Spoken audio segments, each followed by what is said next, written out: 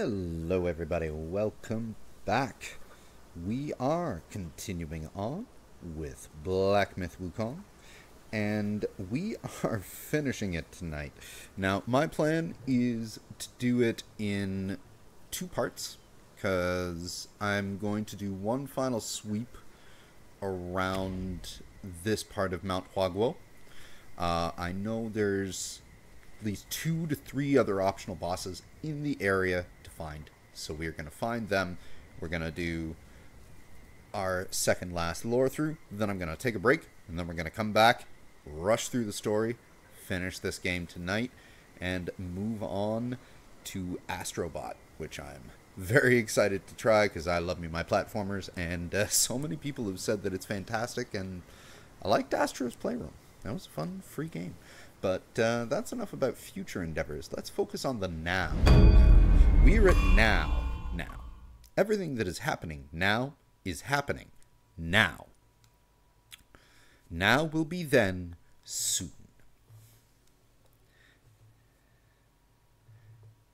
And for now, we're going on a final hunt.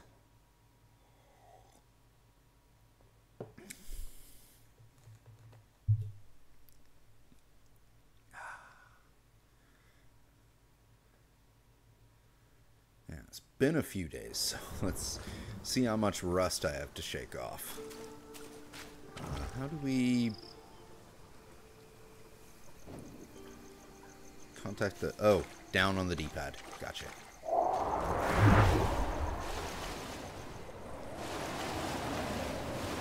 And there. Now I remember. First thing we have to find is apparently one of those like wooden hippo things as boss health bar.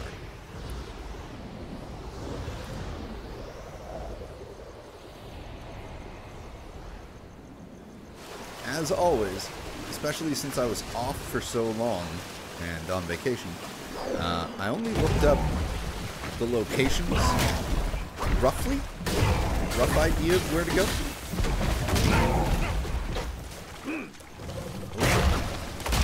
Hey! Okay, now I know what I have equipped.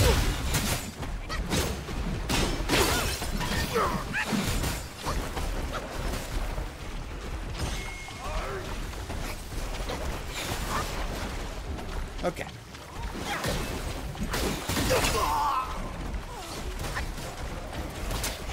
Oof. Look here, you cowardly... I think that's the jackal. Oh!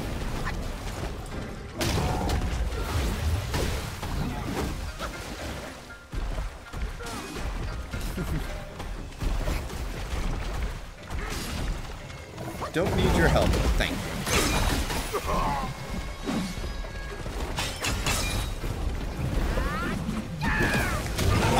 Oh, whiffed that.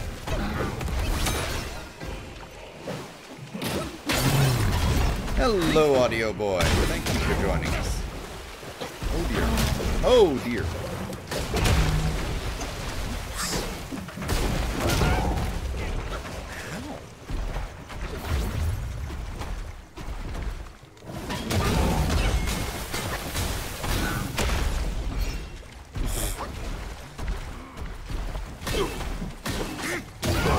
Ow.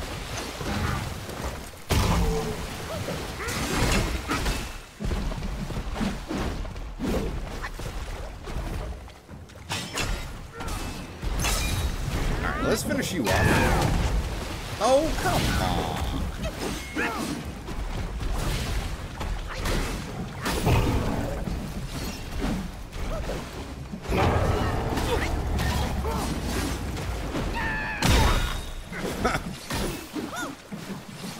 That was a good hit. Whoa.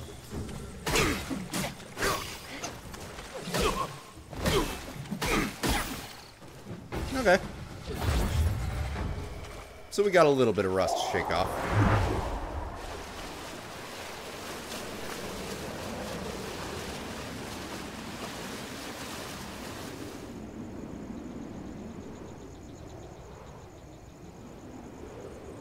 Where else do we find these things?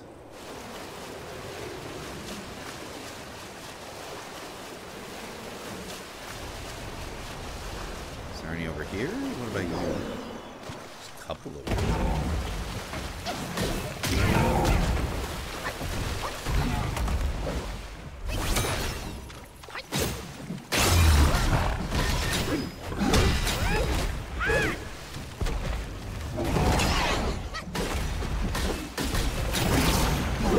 Surprisingly dodgy for such a big guy. It's all about getting that see-through. It really is. Okay, what about that one?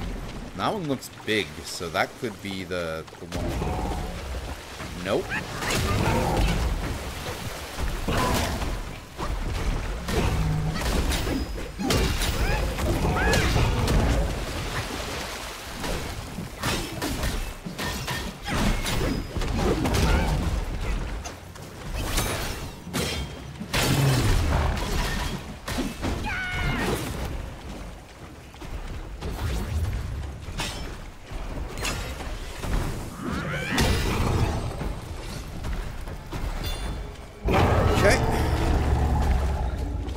Turtles. It's adorable. Just little guys. Well, follow the river and we'll find this thing eventually.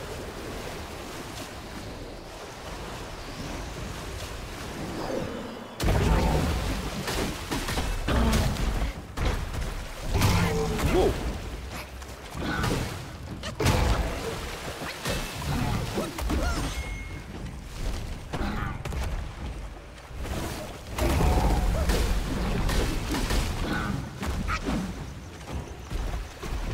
Come on.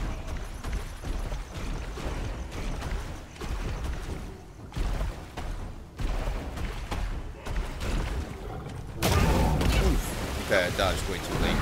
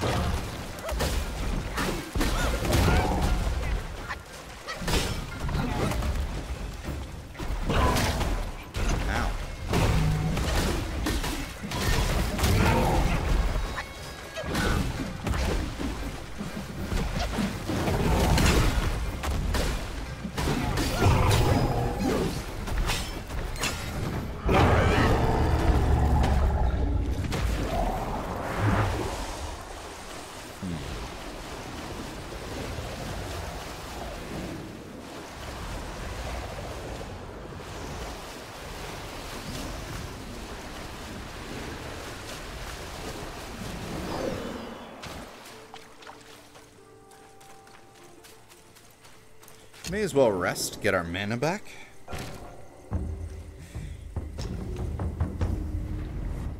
Yep, we are definitely fighting some wild beasts.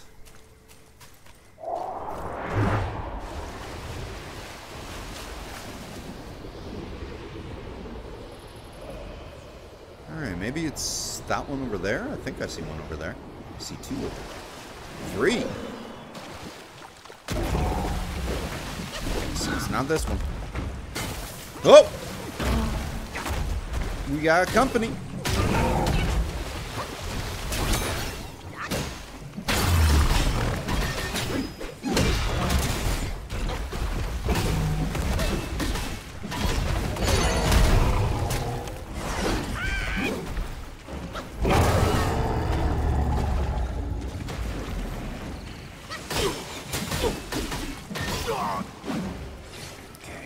Archers.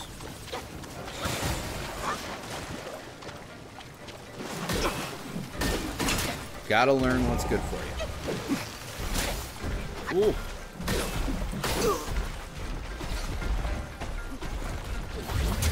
I hear it. Jesus. You tenacious little prick. Hello. Oh. No, chill.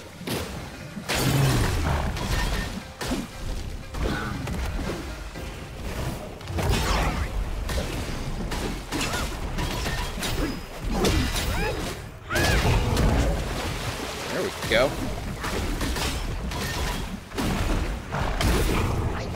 Now we're getting that mojo back.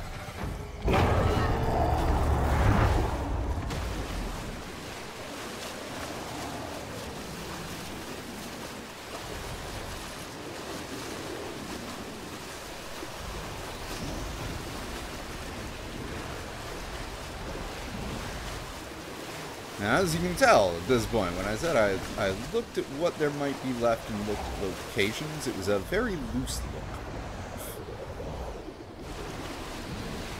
Is it you?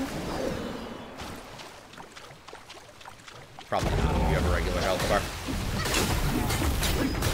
Ah! Oh, more guys.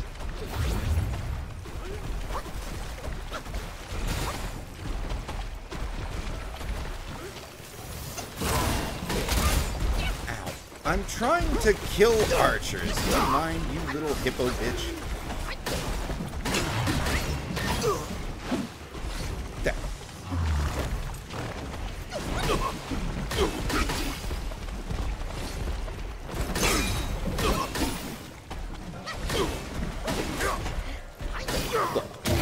Ow! Now you look.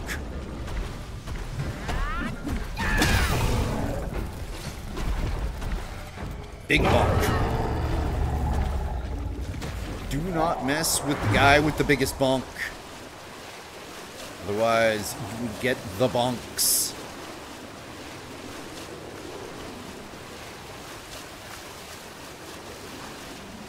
Alright.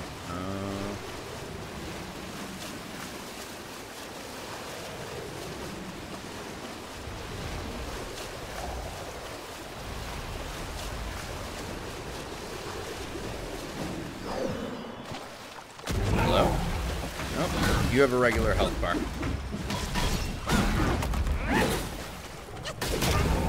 Whoever thought this hippo hunt would be this extra?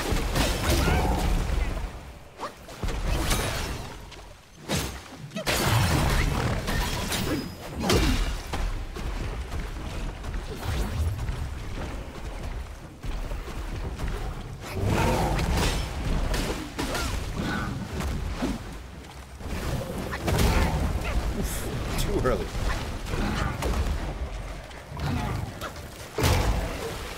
Ow.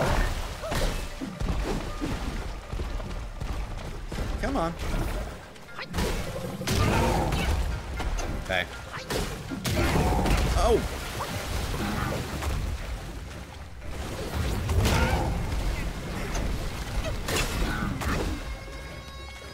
Come on.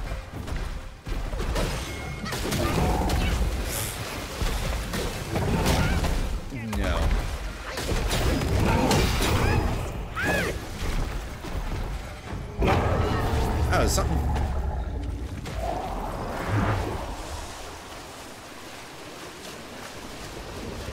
Came from this way, didn't we?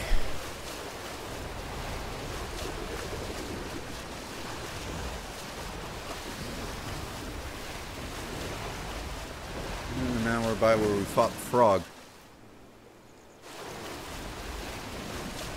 Oh, is it you? No.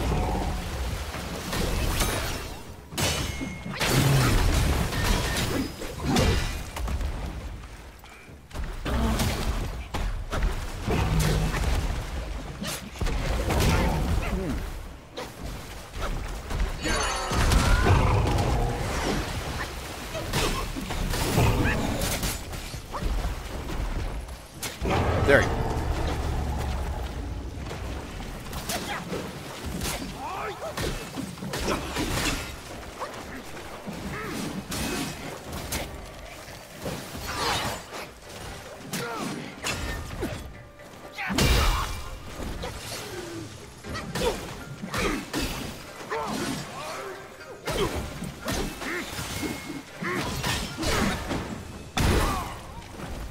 And now for you.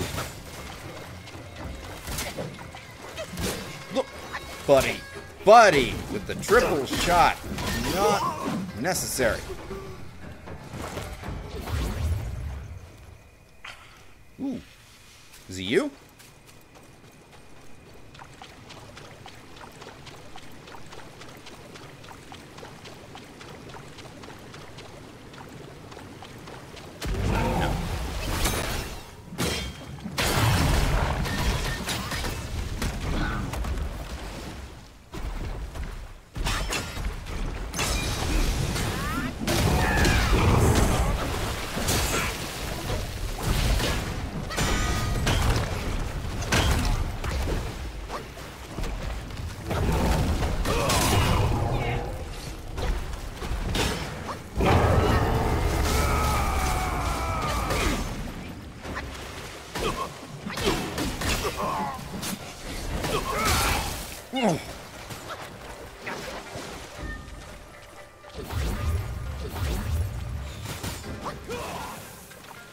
Okay. First up, buddy, let me kill your art. Peace. Thank you. Now we focus on Shieldy Boy. Whoa.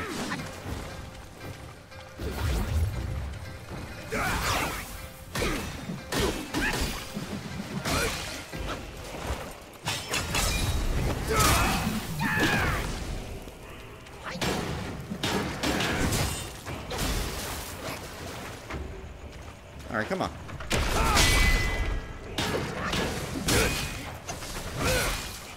He held that.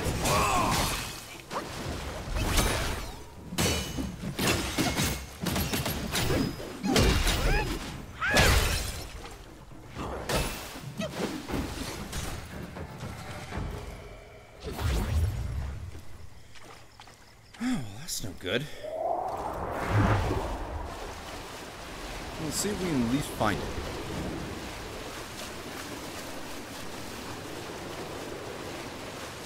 I swear to God, I've killed every single hippo.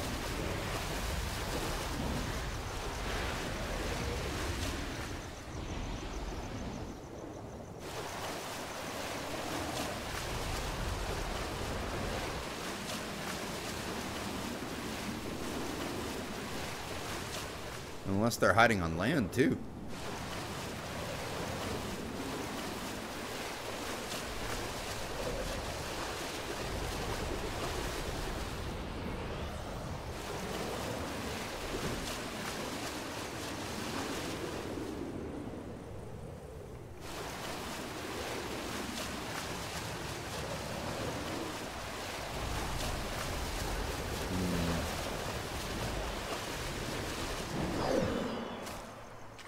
Nope, that's just a rock.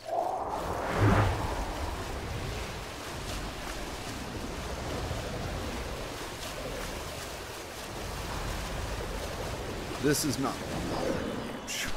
Yeah. You are not.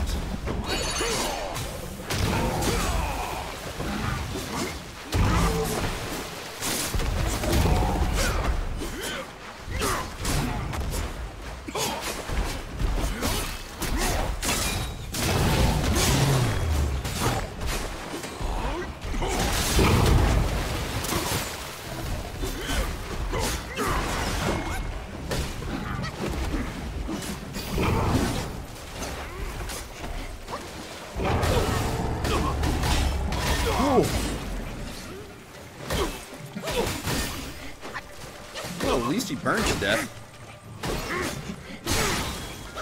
Ooh.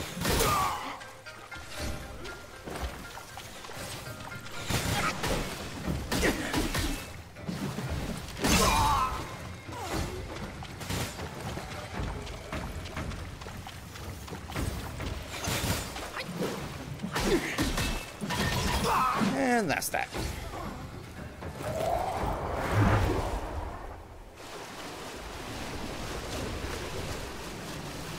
Yeah, now we're back.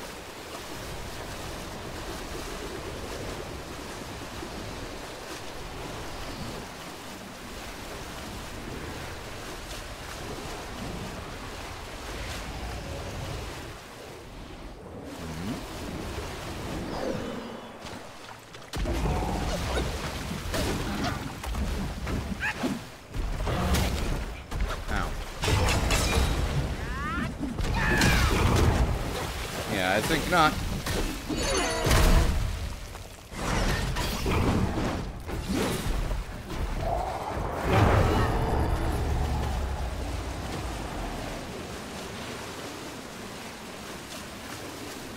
We pretty much covered the entire water area.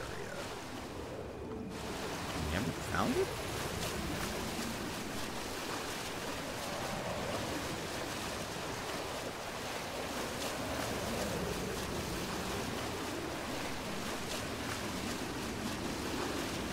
I don't think it's you. Or you. No, we fought both of you already.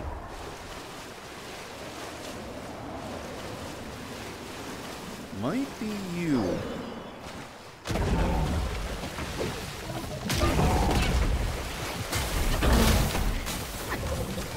Okay, I think this is gonna be it, but at least it's an easy place to get back to. Start.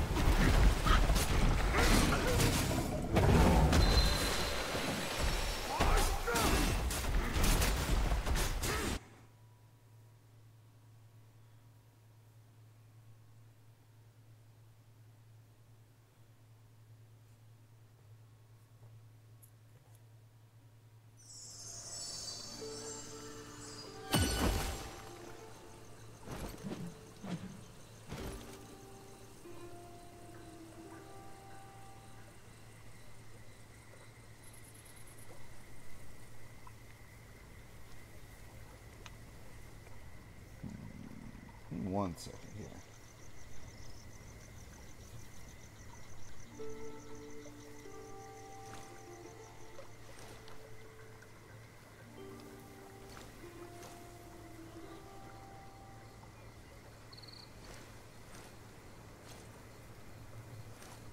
Huh.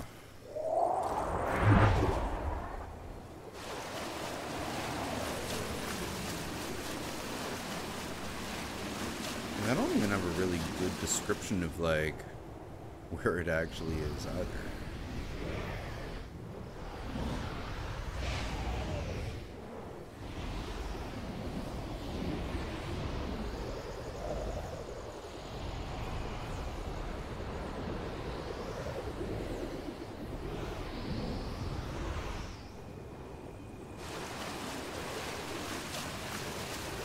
Oh, I think that might be it.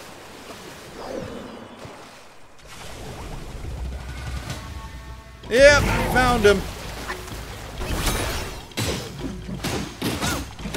He was the only one who was waiting with bubbles underneath, and he's bigger too.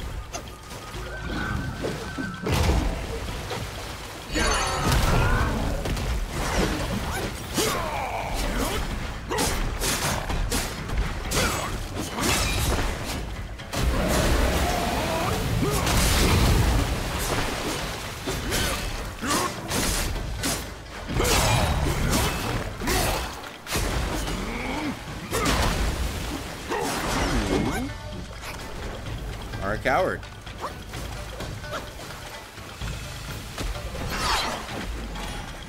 Oh.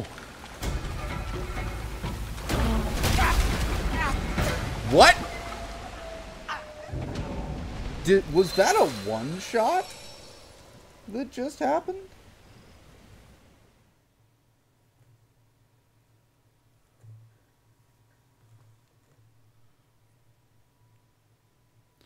Oh well. We know where he is now.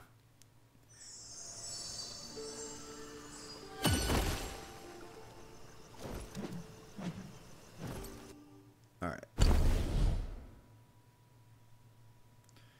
First off, yeah, we have 2 points we can spend. Ooh, also relics. I don't actually have this equipped. Massively reduces stamina charge while heavy attacks, considerably increases maximum health, considerably increases 4 Bane's resistance. Let's go with the health for now. Opportune Watcher, considerable focus to light attacks.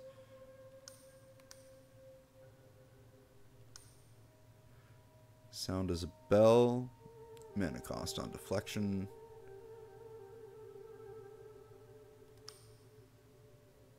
Lingering aroma. Moderate damage for a short time after casting a spell. Ring of Fire one and dodge iframes. Each quip soak slightly increases health recovery with the drink. Immobilize affects all enemies around the target, and after consuming medicine, the critical hit. Yeah, no, I'm fine with where all those are.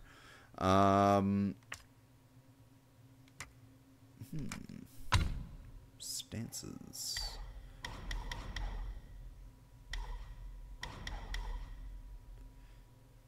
With 4 focus points, automatically perform a thrust heavy attack immediately after a roll dodge or perfect dodge. Ooh, that's not bad actually. Exempts all stamina costs for a short duration. Okay, but you know what? Yeah, we got stamina maxed out. We got the martial arts part maxed out. We're gonna go defense. Because defense makes sense. Now, let's get back to that damn hippo.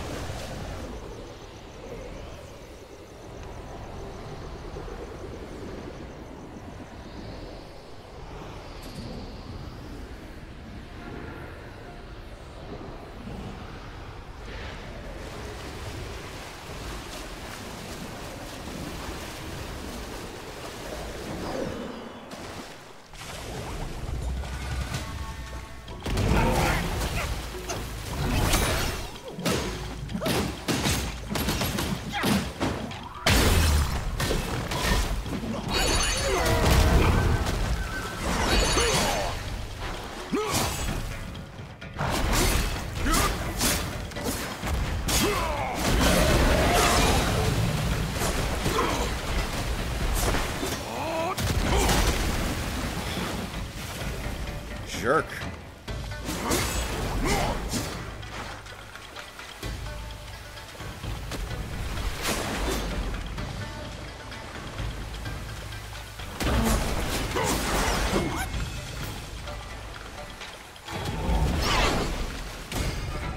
Ooh, that was close. Oh, what? Oh!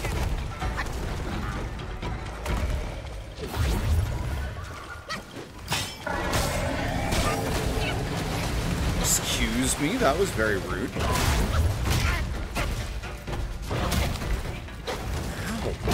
Whoa! Okay. Okay.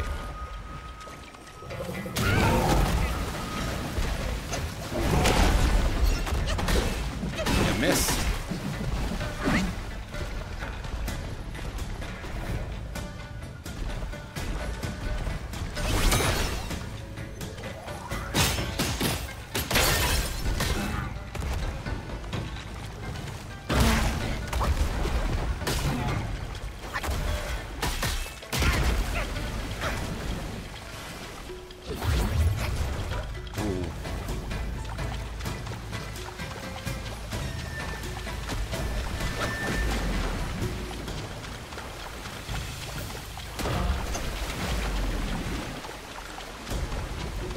Alright, at least you're easy to oh my god, okay, that third one?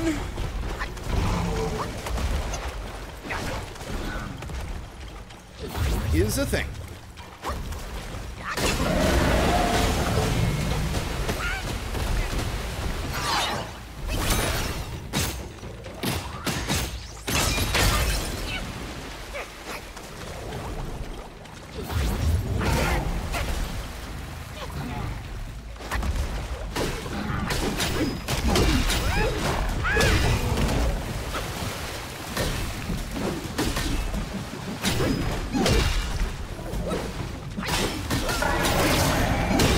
Yes!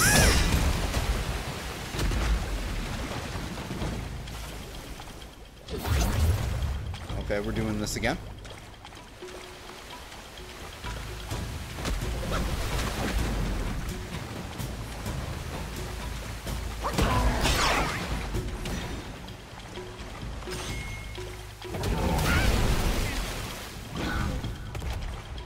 Did not hit that in time. But we got you. You are so done.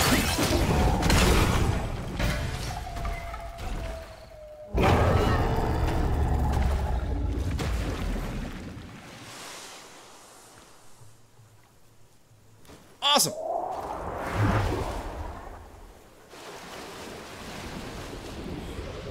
So, now, I can't remember if I killed 3 or 4 poison chiefs. I know I at least killed 3. Mostly remember where those are, but we are going to find the 3rd one fast, and then there is one more boss to get after that. So,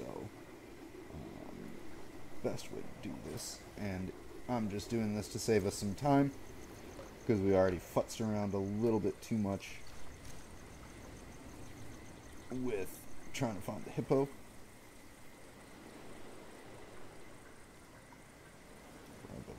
lake.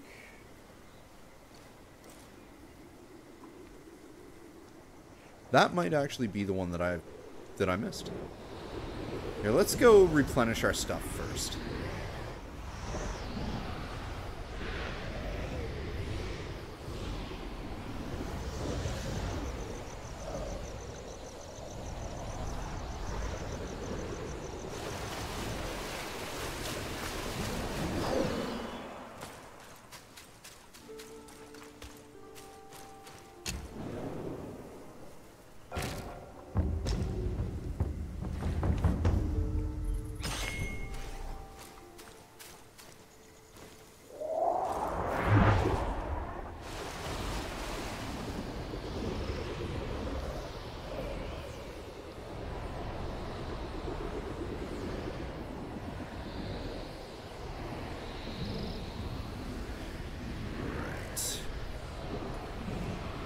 Such a weird direction for the final chapter, and it is kind of sad that you can only use the Nimbus in the final chapter. Okay. So this is the lake. Look to the left for another similar size lake.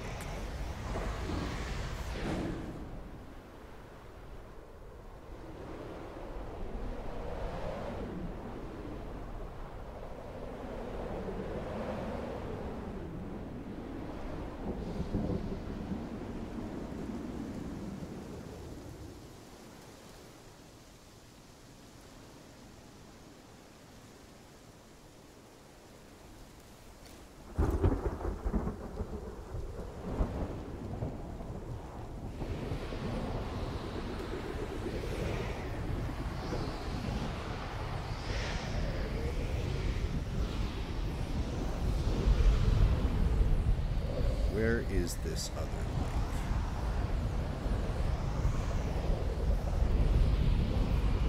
Surely they can't mean that. Because, yeah, no, that's where we fought the hole.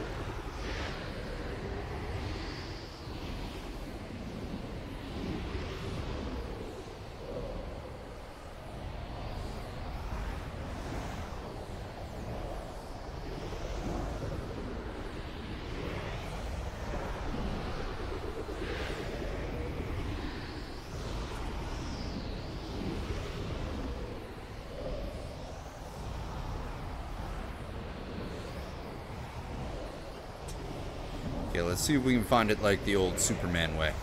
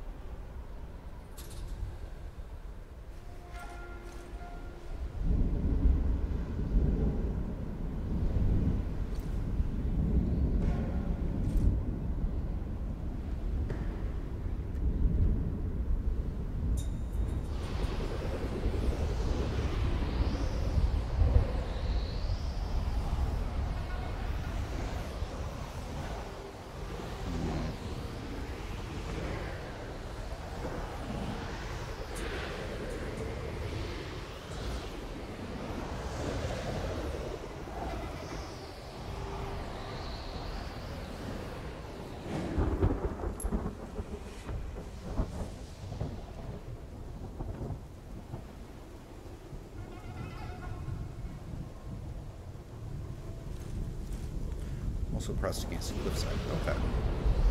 It's good to know.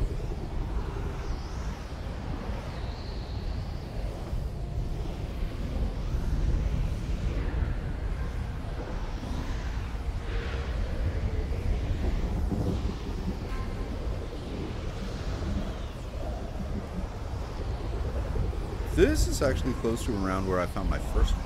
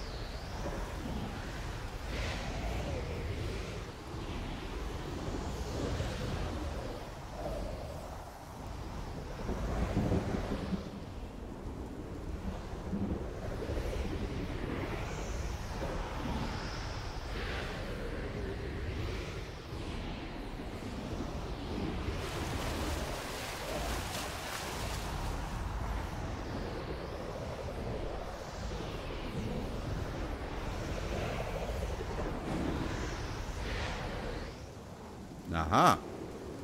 Is this it? No, this is...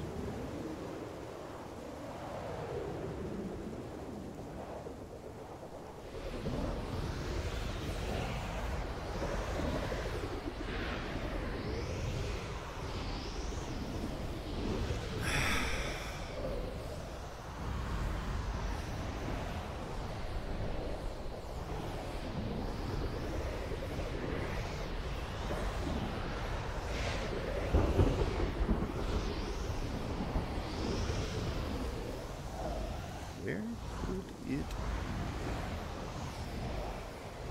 This area is so foresty.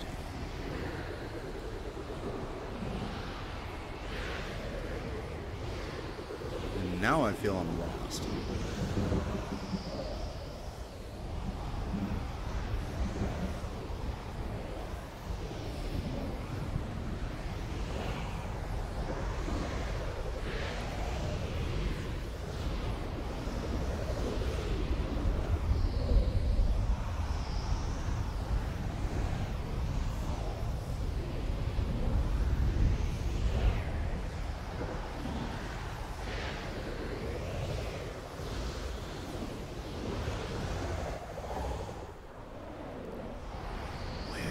Is it?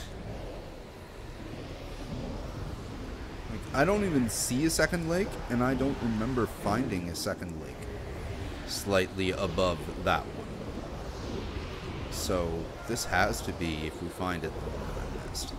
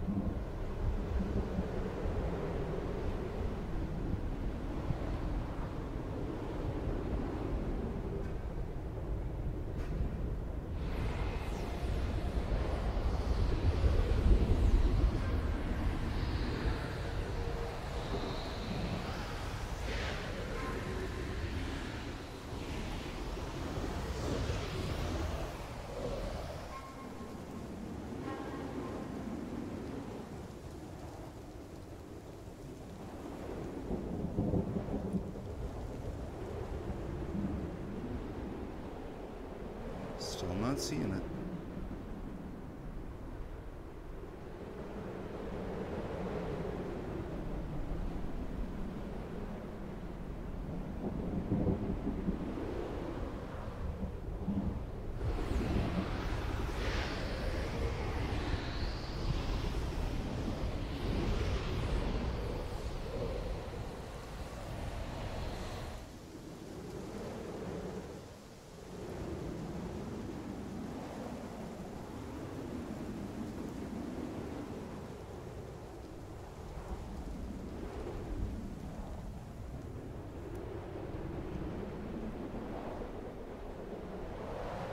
Whoop.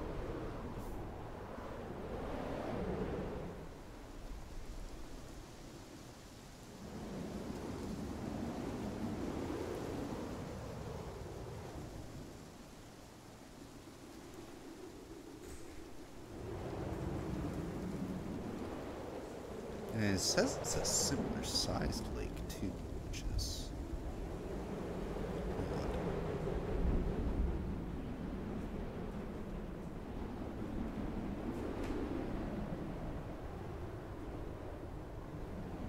What's the theory?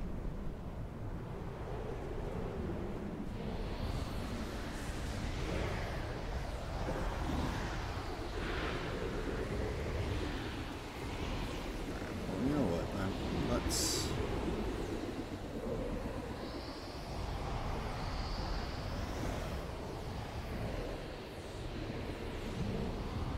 see if they meant the other left.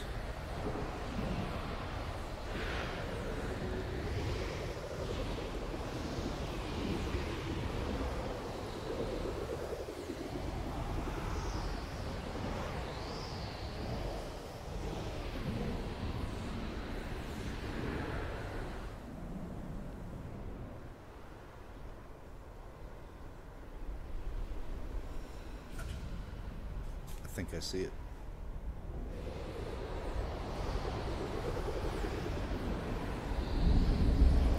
I may have actually fought this one. If I saw what I think I saw.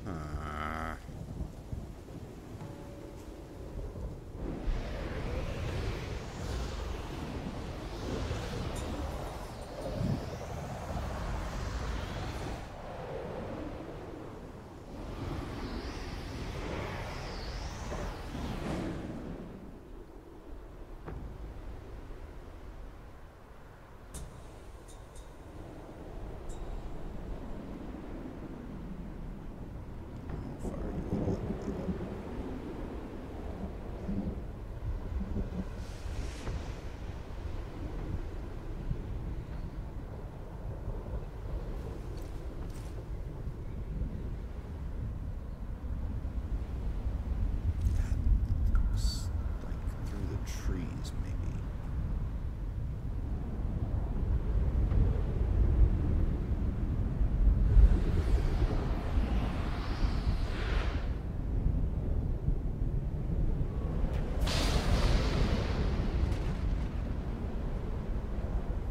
No, it is not.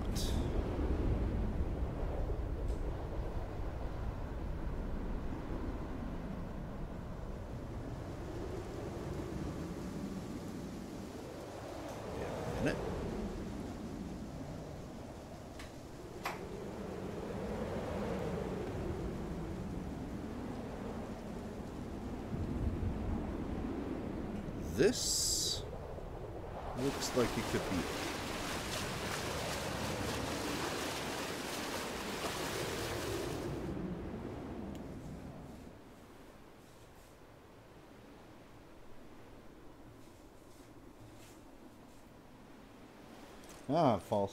Small island in the center. It's in the clearing right next to the lake. Good, so we found it.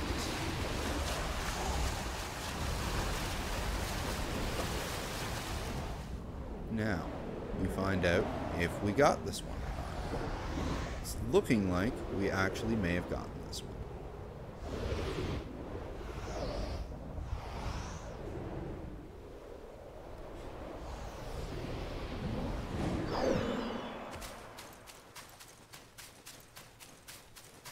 Yeah, because I know what the rock formation to look for is, and if he's not here, well, you know what? At least now for future playthroughs, I know exactly where to go to get them. Alright, where's the next one?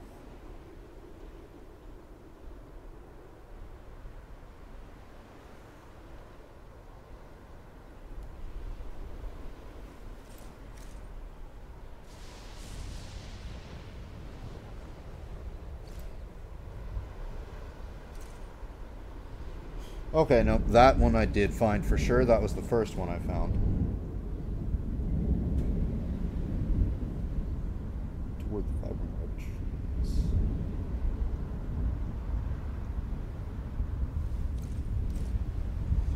Pretty sure I found that one too. So did we get all four?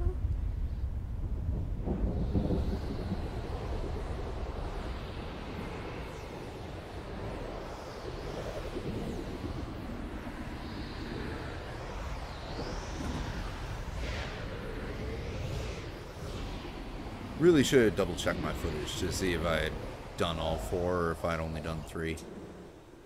Yep, because that's where one was. We killed that one. And that's the one that was just pointing me to.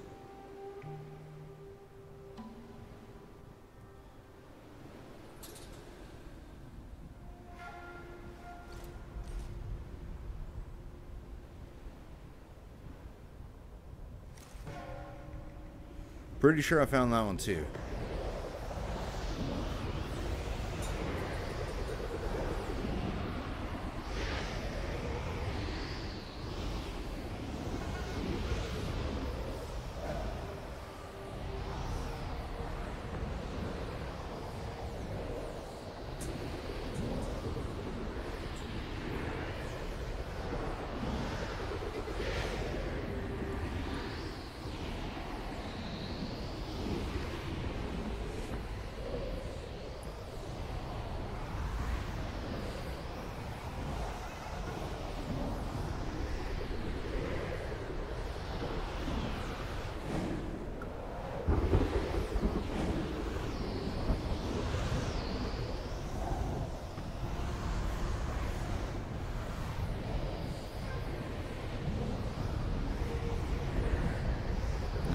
get any higher than that.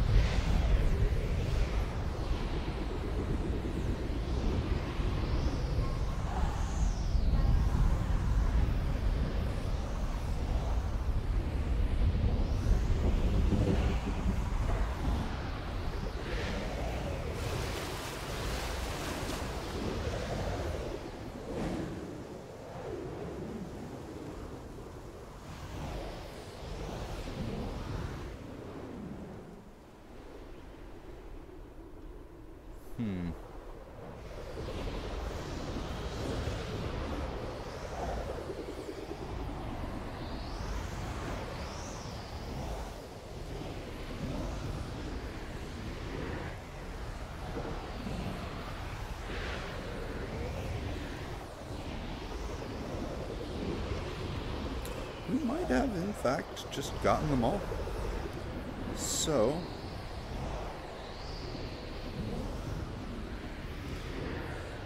let's go for that king then.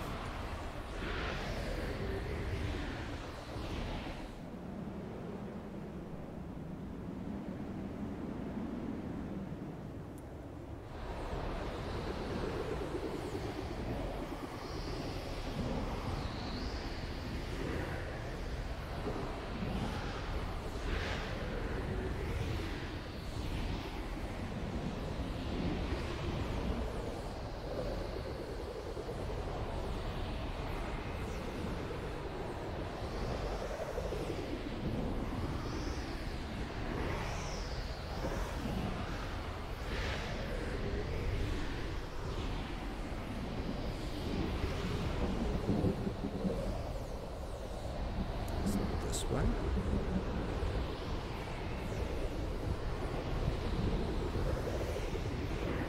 No, that way leads to our destination. Don't want to go there just yet.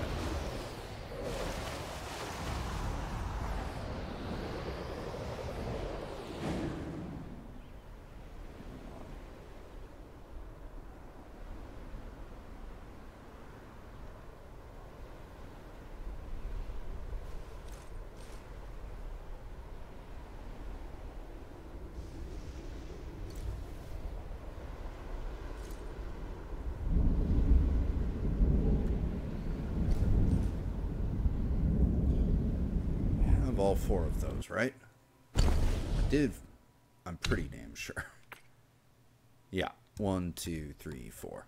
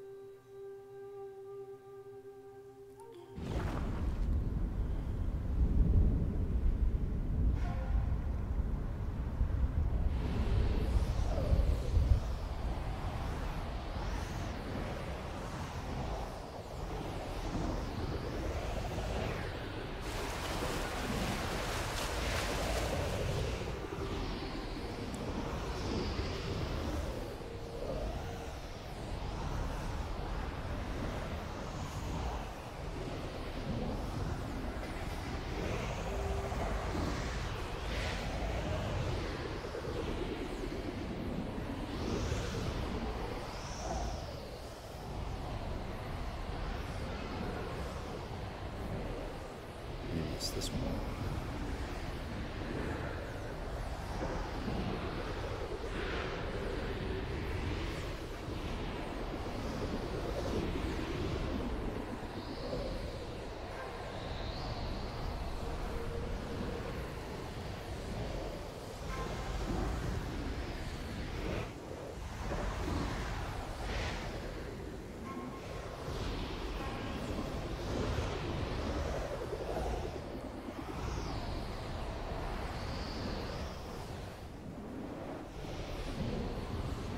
What is this?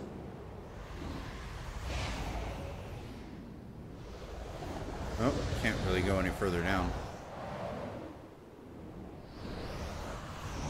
Whoa. Am I out of bounds or something?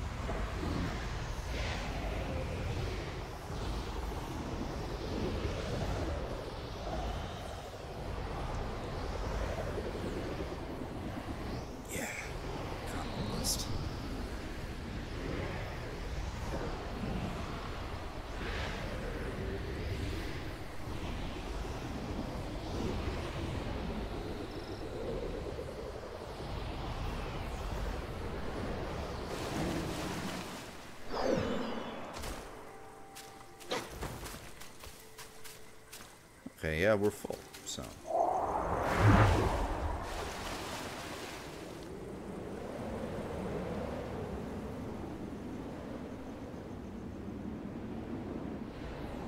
Could mean this one.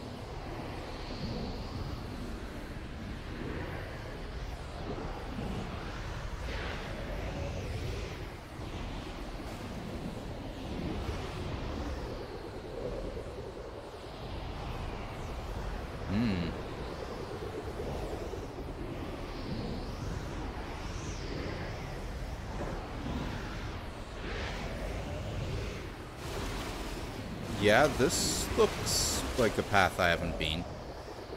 I have not seen any of this.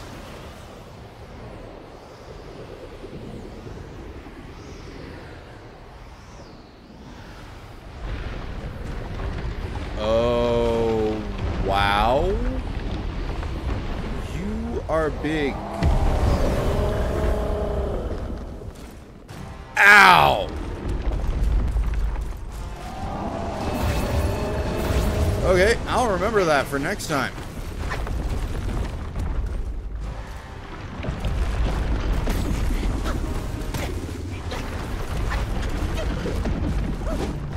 How the heck do I attack this thing even? Yeah! Whoa! Okay. That is hard to track.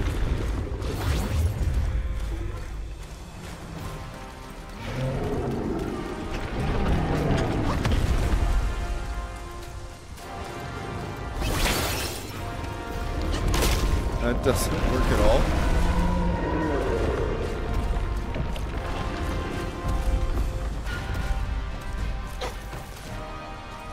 Oh boy.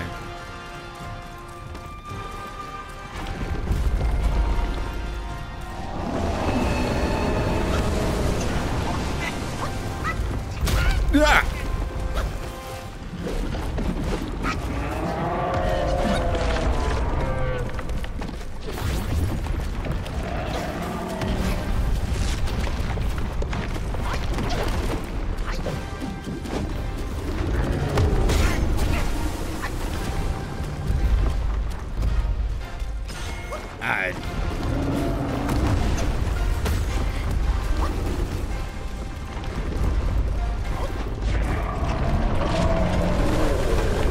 What do I do?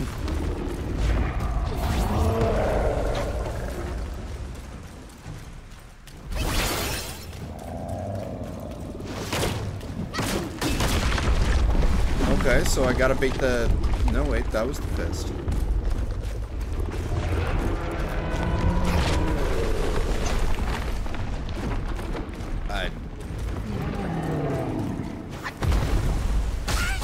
Whoa.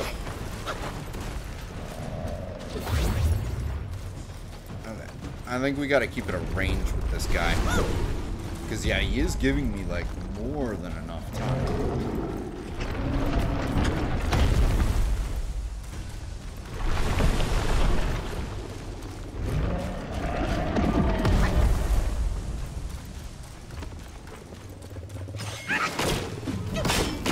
There we go.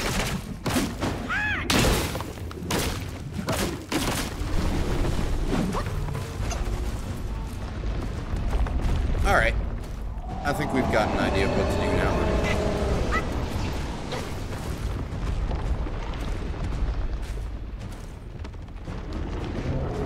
Ahoy, Mr. Drew! You have got me fighting a literal rock giant.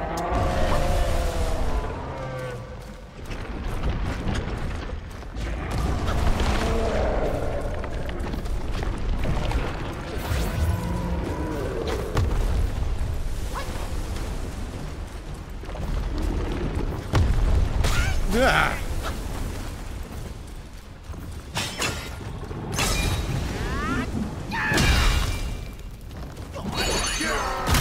Oh, he did not like that.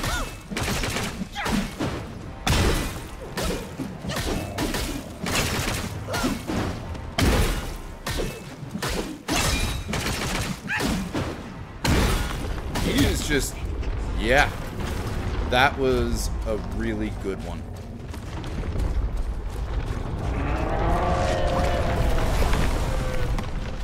Ouch.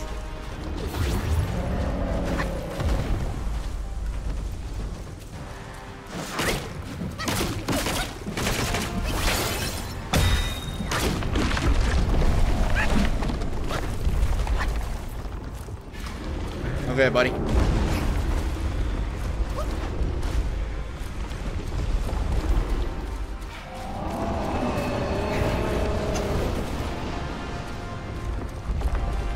Come on.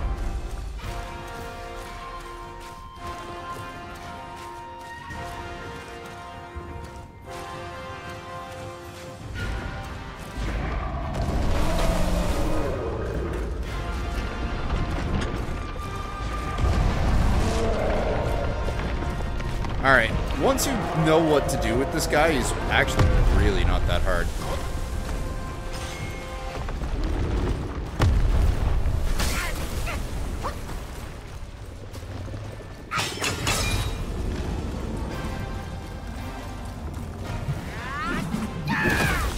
And this is actually a fight where Ring of Fire would be perfect.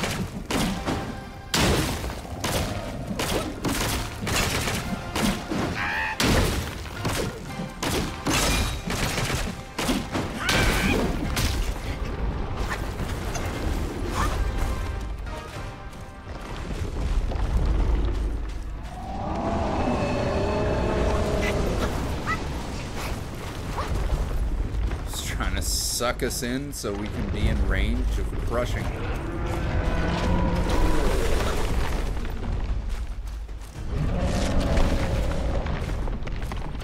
Not happening, Shigandang.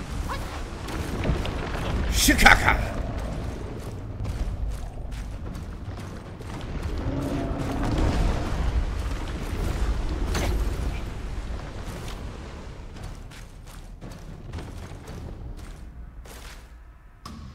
Well, what next? Are you that tired? Oh, no.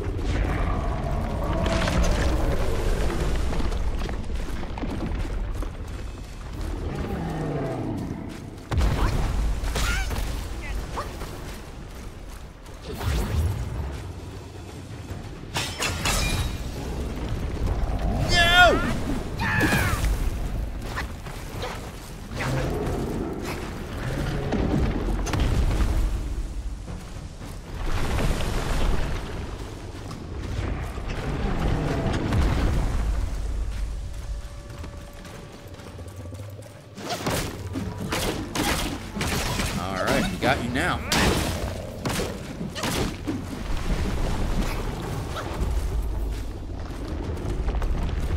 And what's your next trick? Your next trick is to suck.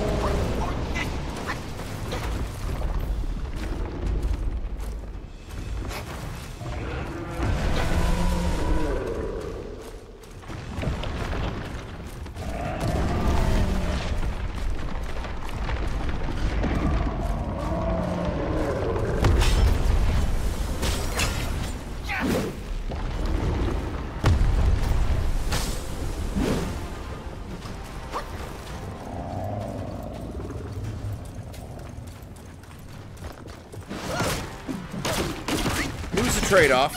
I didn't take any damage because I was able to stand above the shockwaves, but... Oh, goodbye. Oh, not nearly as strong as it was last time.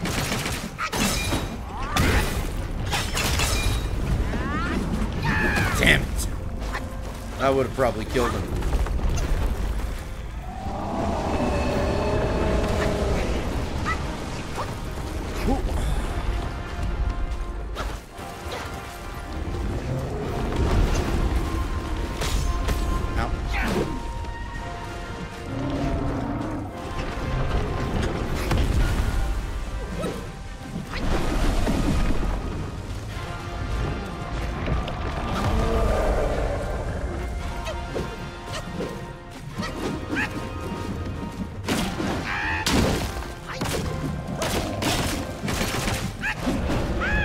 Oh dear.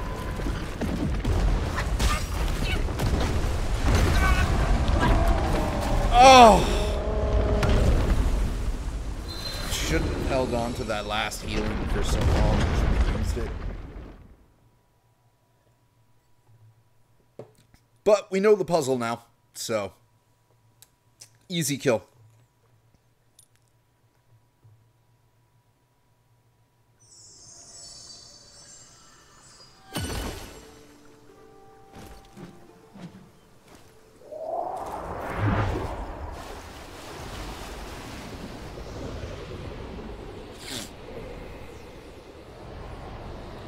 So let's get him.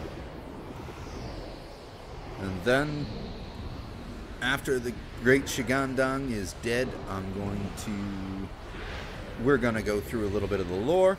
I'm going to take that break, review the last stream, Wukong stream's footage to make sure I killed all 4 of the Poison Chiefs. If it did turn out to only be 3, then I'll know exactly which one to go for from the locations that I know that they would be at. Okay, let's not waste. Yeah, that was much better.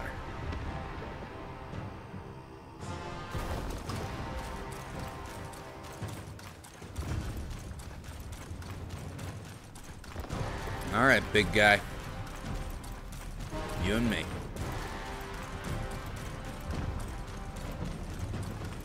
What do you got for me?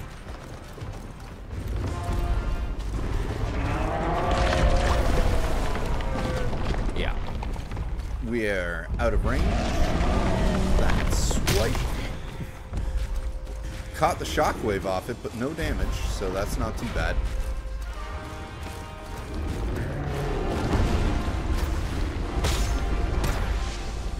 Okay, so that still did a little bit of damage.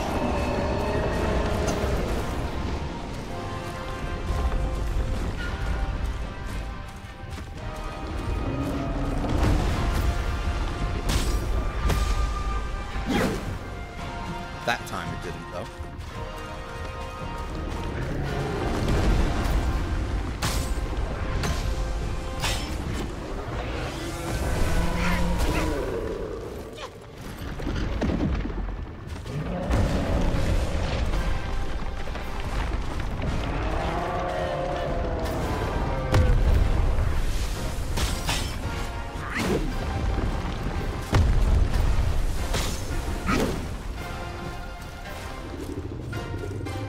That worked out well.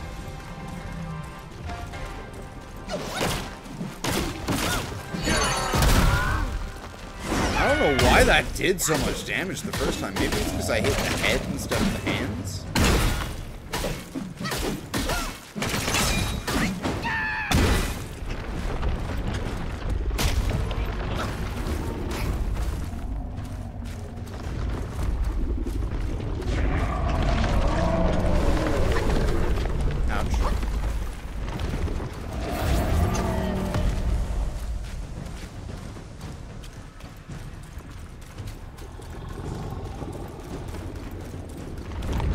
Yeah, that's what I thought. He's just baiting me. Come on, why don't you try your headbutt?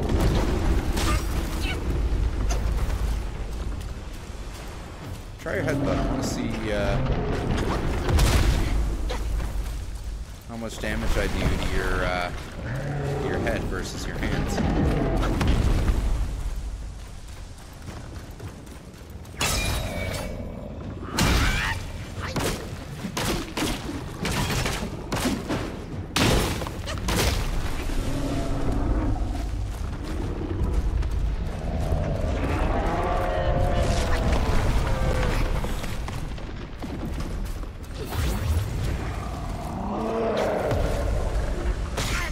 Oh, I didn't see the shockwave until it was too late.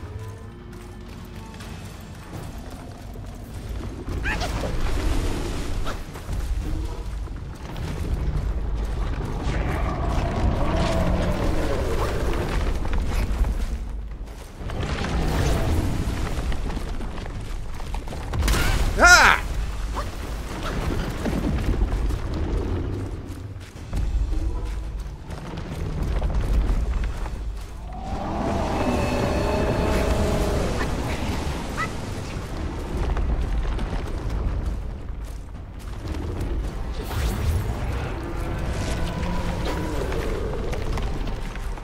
really don't know how to avoid that with this close in. Ow! I just want him to use his frickin' head. Come on, headbutt, man.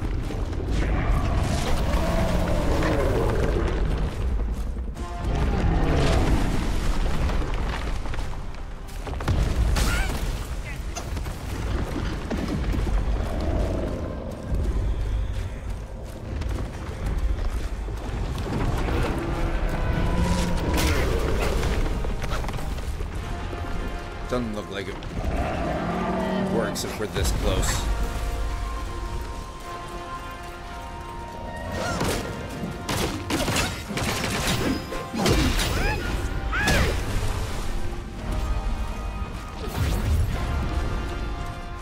Come on.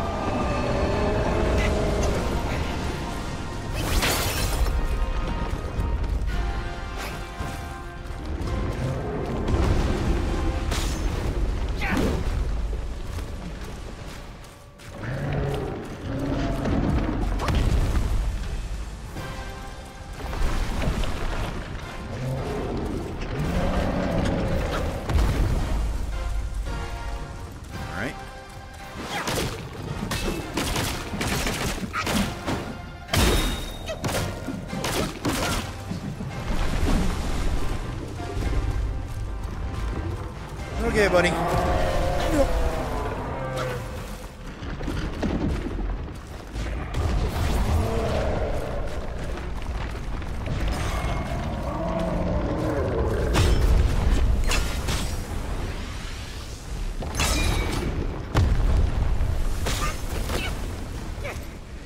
I will still take that.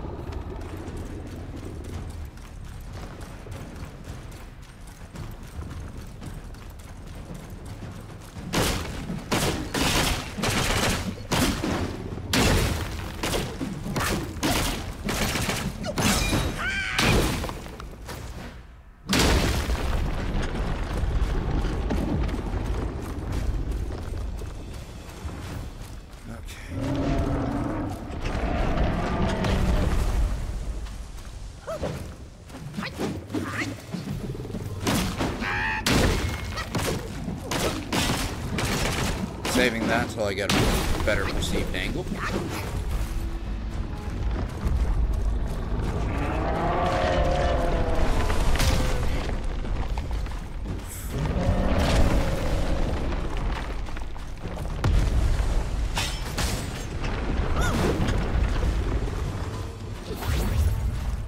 Come on.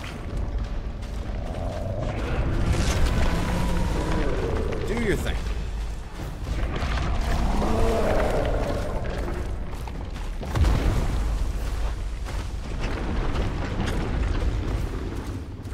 Come on, do your big slam that leaves you open for a day, because I can use that day to wail on you. Doing sweeps ain't doing shit. Come on, Shikaka. Shikaka!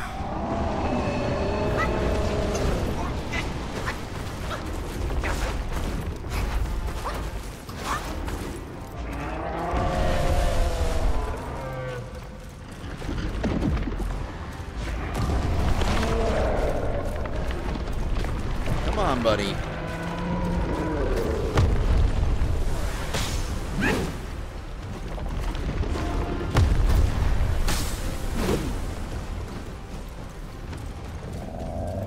Alright. Let's try it over here.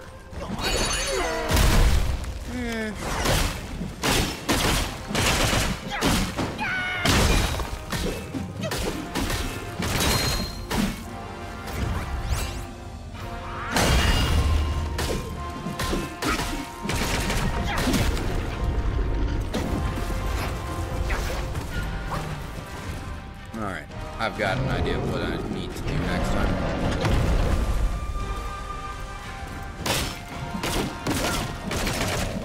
Drops it down hot.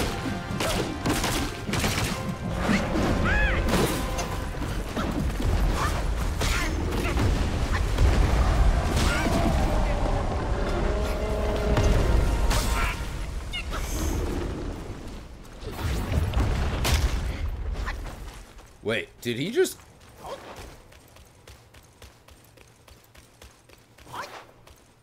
What is this? Because, like, his health bar went away. He's asleep, but we can climb him? What is going on? You!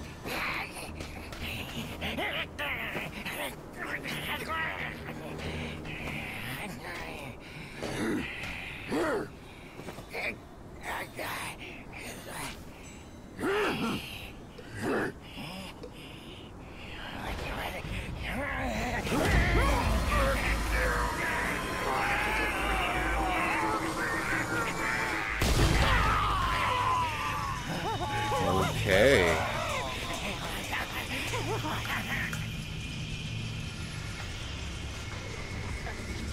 Hello.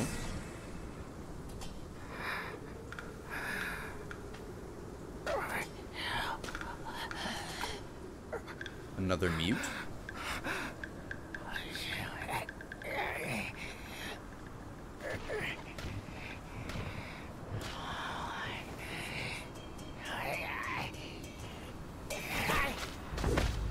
Thank you.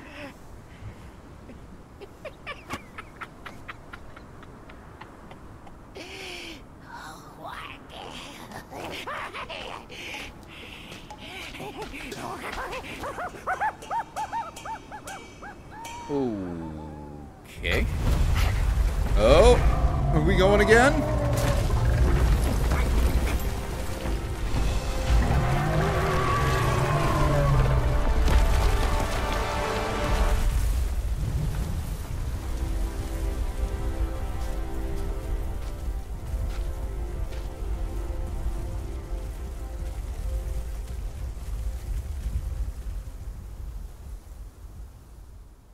Huh. Skanda of Consciousness.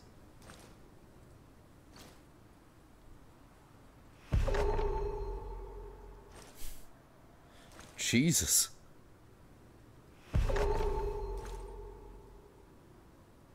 Two portraits.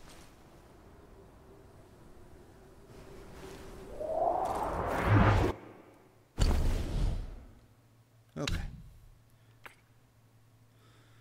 Adaptability alone uncovers significance and subtlety. Once hidden inside the Buddha's head, this treasure has a secret yet to be revealed.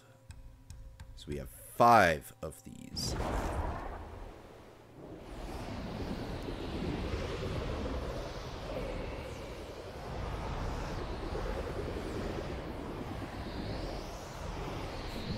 Well, that was definitely a giant fight.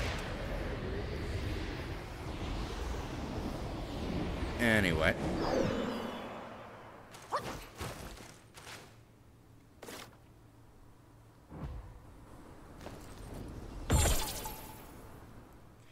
It was wild indeed, audio boy.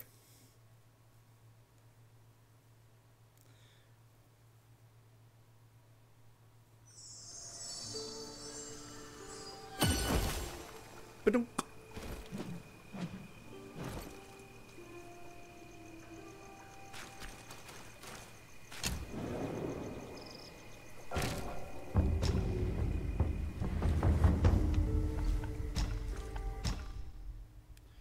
We're good with these.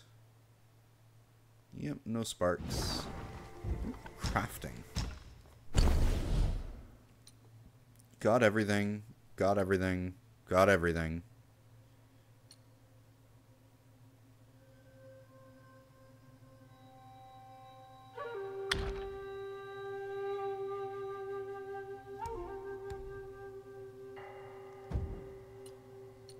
Okay, yep, so we got everything there. We have anything left to craft with armors? Yes. That's the only one left with helmets. Nope. I lack the will to get Bull King Shanwen's armor, which is actually better than the armor we're wearing. And again, only one.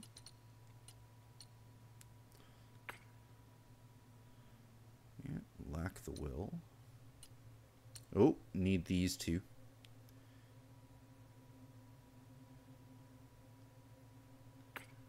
And need those as well. So let's finish off with the one that we get.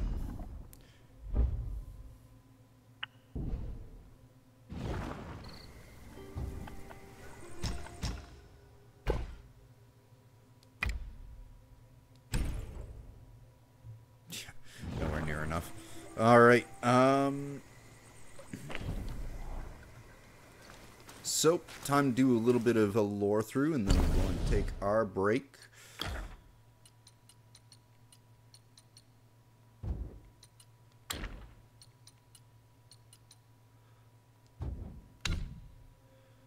Let me just check here.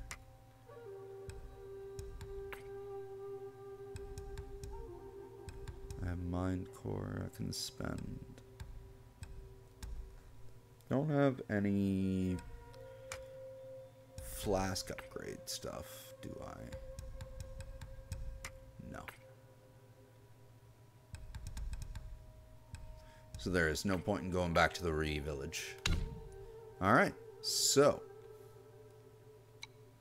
let's start with the chiefs. 54 of 55, because we missed one that in the 4th chapter that we can't go back to, which is so frustrating. It's the only one I missed.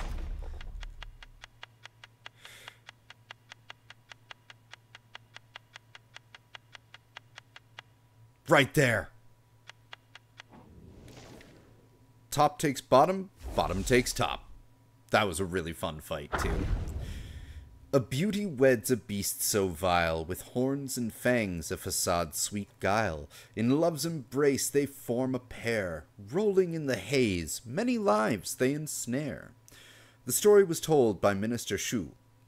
Years ago, Shu, dissatisfied with his wife's strict adherence to propriety and her lack of warmth in the chamber, took a fiery and beautiful concubine. This concubine had a terrible temper, often bossing Shu around and showing no respect for the lady of the house. If anyone tried to talk to her in adhering to manners and propriety, she would laugh and curse them until they left in disgrace. Yet Shu found this amusing, and indulged her in every way, spoiling her with affection. One day... Hey, it's a good time to smoke. One day, Shu was returning to the capital to report on his duties. Fearing that their carriage might be attacked by bandits, he hired a large boat to transport his family, servants, and other belongings back to the capital. That night, the sound of fighting suddenly erupted on the boat. It turned out that a Yao Guai had snuck aboard under the cover of darkness. Soon, a terrifying figure with horns and jagged teeth appeared. He wore a tattered cloth around his waist, held a pot-shaped shield in his left hand, and wielded an iron whip in his right, glaring menacingly at everyone. Shu and his wife trembled in fear, but the concubine stood tall and unafraid, loudly scolding the Yao Guai for his rudeness. The Yao Guai was taken aback for a moment, and then sighed and said, "Even in human form, you are so arrogant. Truly, you are one of us, a yaksha." The concubine burst into laughter and said, "Nonsense! I intended to play for a while longer, but now you've ruined everything. Fine, let's kill them all and leave together." With that, she transformed into a creature identical to the Yao Guai.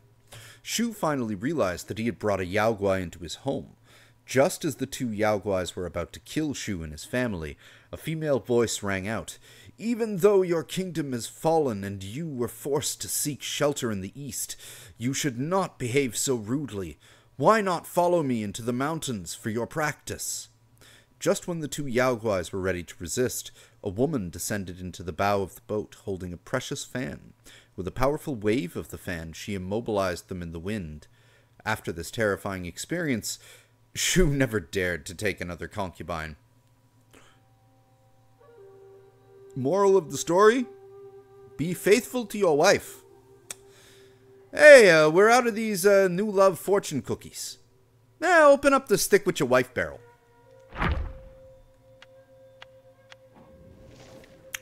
Mother of Flamelings. That was also a neat little find. I can't, missing that one and the whole path towards, the Bishwe and that fight with the last frog in chapter 5 and all of that was just because I was blind. I did not see this extra path right here where this thing was. Springs birth rivers, trees root in the ground. Gold's elusive source is seldom found. Wealth like clouds can vanish in a day, yet honor stands like mountains. Will always stay. There once was a medicine gatherer named Cheng Ming who gained fame for selling flame ores. One day, a burly man dressed as an immortalist, visited Cheng Ming's herb shop. The immortalist produced a palm-sized piece of cinnabar in the color of gold. Intrigued, Cheng Ming inquired, "What is this?" The immortalist replied, "This is the gold flame ore, a treasure from inside the mother of flamelings. I have heard of your fame as a medicine gatherer, and I can offer a partnership."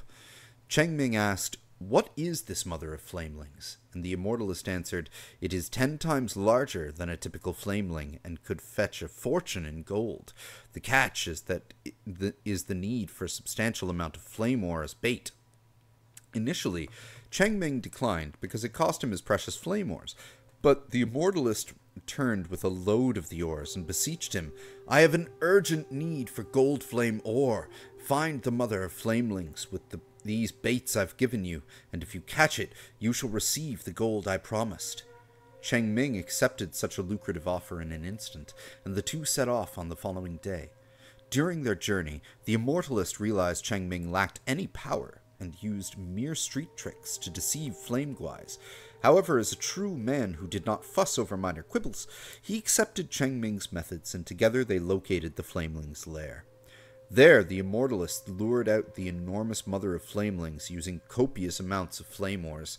Confronted by the mother, they were bombarded with fireballs and overwhelmed.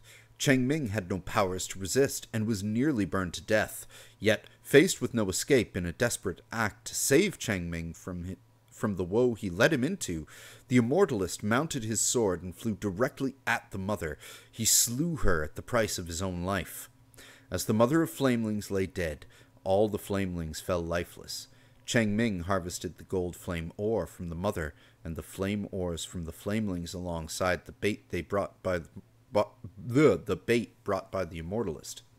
He returned with a fortune and wrote books like Mountain Chronicles and Observations of Fire, boasting of his solo conquest of the mother of flamelings. If you wonder why Cheng Ming turned to writing instead of continuing life gathering flame ores, a line in his book hints the answer. With the mother's demise, her children scattered, and no flamelings will appear here for 500 years.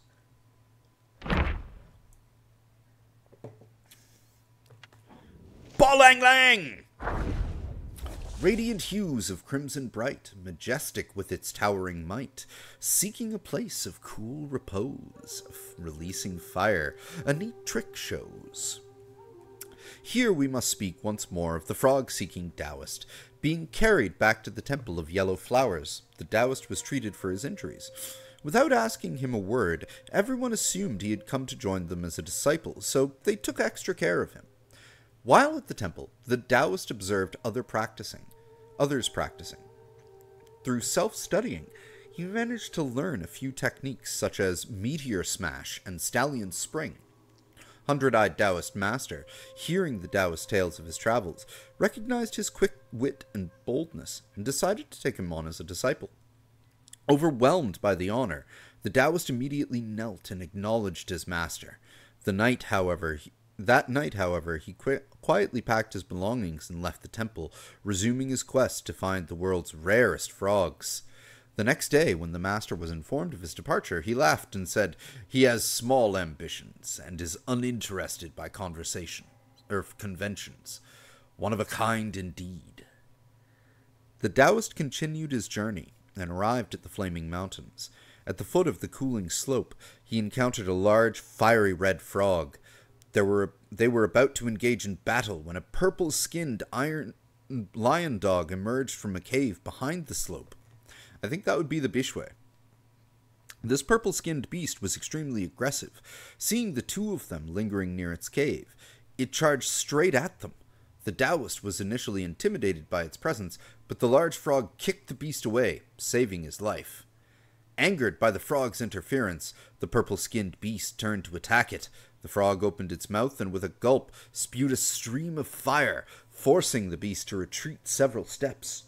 Seizing the chance, the Taoist used all the techniques he had recently learned, Meteor Smash and Stallion Spring, against the beast. Seeing them join forces, the beast fled back into the cave. The Taoist pursued it into the cave, only to find the interior remarkably cool, a stark contrast to the scorching heat of flaming mountains. Before long, the frog also hopped into the cave, and hid in a shady corner. The Taoist realized that although the frog could breathe fire, its nature made it fear the mountain's heat, and in the cave was the cool place it sought to rest. Even this Yao Guai had a desire to live. With this surprising understanding, the Taoist felt a surge of compassion and abandoned any thoughts of killing it. He sheathed his sword and left the cave, and then we found it in that exact same spot and killed it. Son of Stones! Literally the boss we bullied. Like, totally bullied. He was just sitting there on a cliffside, looking at the lake, watching the wooden hippos just blowing bubbles in the water, and we just came and, like, whacked him with our staff, and he was like, I don't even want to fight, but fine. And then we killed him. The young stone dwelling by the mountainside, from deep within where wonders hide, with hidden gifts that brightly gleam, pure nature's charm within its dreams. According to celestial laws, mountain deities are forbidden from leaving their designated mountains without just cause. Should they be found wandering without reason, they would be dismissed and subjected to interrogation. Before the Son of Stones had come of age and was unable to assume the role of mountain deity, the Mother of Stones was bound to remain at Yellowwind Ridge. She had no choice but to send him alone to search for his father. Fearing for her son's safety on his journey, the Mother of Stones transferred a considerable portion of her stone essence to him before allowing him to depart. Unfortunately, as soon as the Son of Stones set out, he went in the opposite direction of his father. His father headed west, while he went east, eventually arriving at Mount Huaguo. At first, he diligently searched every mountain he came upon for signs of his father. Should he find none, he would then proceed to the next. Yet, the charm and fascination of Mount Huaguo enticed him to stay. If queried about his greatest delight, it would certainly be the cricket known as Fengtail General. Daily, he would sit upon the mountain, watching the cricket's soaring leaps and thudding landings, applauding with great pleasure. Gradually, he forgot entirely about his quest to find his father. And the cricket general was also really cool. Poison Chief. Okay, so I must have found all four of them if we have the actual, like, lore thing for them. Together we roam the world's far end. In shared hardships our spirits blend. With harmony our bonds grow tight. Though rootless, we thrive in the light. From the peaks of Mount Huaguo, struck by a celestial axe, many rocks and trees tumbled down. Among them was a cliff rock that had absorbed the essence of the universe for countless years. The axe blow liberated it from its burdens, granting it potential to turn into something sentient. Alongside this rock fell a crooked tree, severed in half, with broken roots and branches appearing on the brink of death.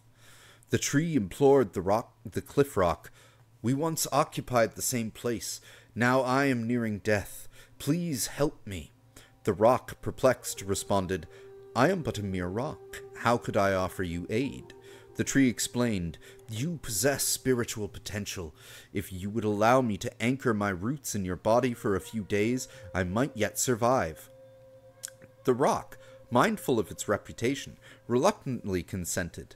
The tree entwined its ancient roots around the rock, securing it firmly. When itself firmly. When the rock expressed discomfort, the tree replied, "I am heavy and must bind tight to prevent of my fall." Months passed, and the tree's vines and roots had deeply embedded themselves in various parts of the rock. The rock, enduring great pain, attempted to dislodge the tree with all its strength, but it felt as though it was being torn apart. The roots had merged with the rock, making separation impossible. Consumed by anger, the rock cursed the tree daily, and both harbored mutual resentment. Eventually, the crooked tree, now infused with the rock's spiritual essence, began to emit toxins and prey upon living creatures. This newfound power brought a strange harmony between them. Alas, how unexpected is it to witness a relationship fraught with conflict transform into one of mutual benefit. Waterwood Beast. Fortune or misfortune hard to foresee, blaming heaven and earth, yet still bound to be. Better to find joy in simple ways, ride the waves, and wait brighter days. Long ago there stood a camphor tree that had grown for 1,000 years, its branches lush and verdant. One day, a natural disaster uprooted it, casting it into a river. Due to its immense size and weight, the narrow river could not bear the camphor tree, leaving it stranded. A few days later, the villagers planned to drag it away for lumber. Unexpectedly, the camphor tree began to stir, transforming into a colossal, four-legged wooden beast that lurked in the water. From that time on, any craftsman with ill intentions who approached would be hurled into the water by the beast, striking fear into their hearts. However, when children came to play in the river, it never frightened them. Instead, it would occasionally use its wooden branches to rescue those in danger of drowning. Over time, the villagers grew accustomed to its presence and named it the Waterwood Beast. One year, a wandering Taoist passed through the area and heard about the Waterwood Beast. He called out from the riverbank, "Are you not weary of being confined here? There are many of your kind elsewhere. You should consider leaving." The Waterwood Beast remained unmoved, and 2 more years passed. Then, during a season of relentless heavy rain, the river's water level rose higher and ever higher. The Waterwood Beast repeatedly battered against the riverbank, causing the villagers to flee into a neighboring village in fear. That night, the upstream riverbank gave way, flooding the downstream village. When the floodwaters finally receded, the villagers returned to find that the Waterwood Beast had vanished from the riverbed. Jiaolong of the Waves. Green claws like steel, a crimson maw. Breath turns rain and wind with awe. Leaping waves, white crests arise. In the tides, life's fate lies. Ancient texts record that the Zhao is a divine creature of the waters, capable of commanding fish to fly. When in water, it retains its divine nature. When out of water, it loses its divinity. In the village of Chen, there was a fisherman who, upon hearing Sun Wukong's tale of dismantling the Lingan temple, learned of a Zhao that could command the fish in the river. Inspired, the fisherman wished to acquire the Zhao's skills, hoping to make fish leap into his nets, thus saving everyone much labor. Well, this is going to be a moral of why you shouldn't be lazy, isn't it? Or look for shortcuts. One day, while out fishing, dark clouds gathered in the sky. Soon a fierce storm erupted, unleashing torrential rain and violent waves. His fishing boat was overturned by the waves, disappearing without a trace in the blink of an eye. By a stroke of fate, as he sank into the riverbed, he encountered the Zhao deity patrolling the river and was saved. The fisherman pleaded earnestly for the deity to teach him some skills. Moved by his compassion, the Zhao deity taught him some practices of water beings. Several days passed without the fisherman's return. Everyone assumed he had drowned in the storm. They prepared a simple coffin and planned to erect a cenotaph in his memory. On the day of his funeral, a downpour ensued, and a large Zhao emerged from the river. It swept its long tail, bringing any fish ashore. The villagers rushed to the riverbank and saw the Zhao transform into the fisherman, walking out of the river. They were both astonished and overjoyed. However, after reaching home, the fisherman soon felt his spirit weary and only regained his vitality when he returned to the water. It was then that everyone realized that he could no longer live on land.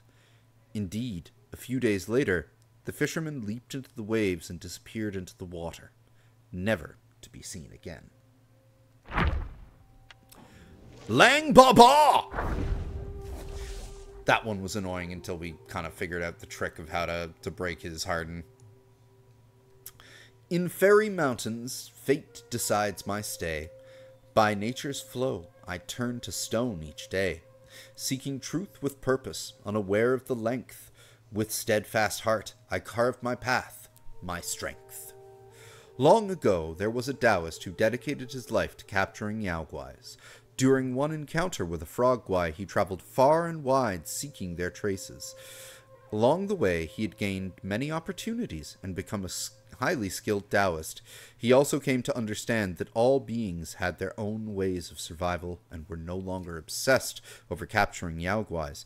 Instead, he grew curious about their lives. One day, as he passed by Mount Huaguo, he was captivated by the beautiful scenery and decided to release the tadpole that had accompanied him on his journey back into the mountain stream. Unexpectedly, as soon as he let the little frog guai go, several bolts of lightning struck down, revealing a group of armored celestial soldiers.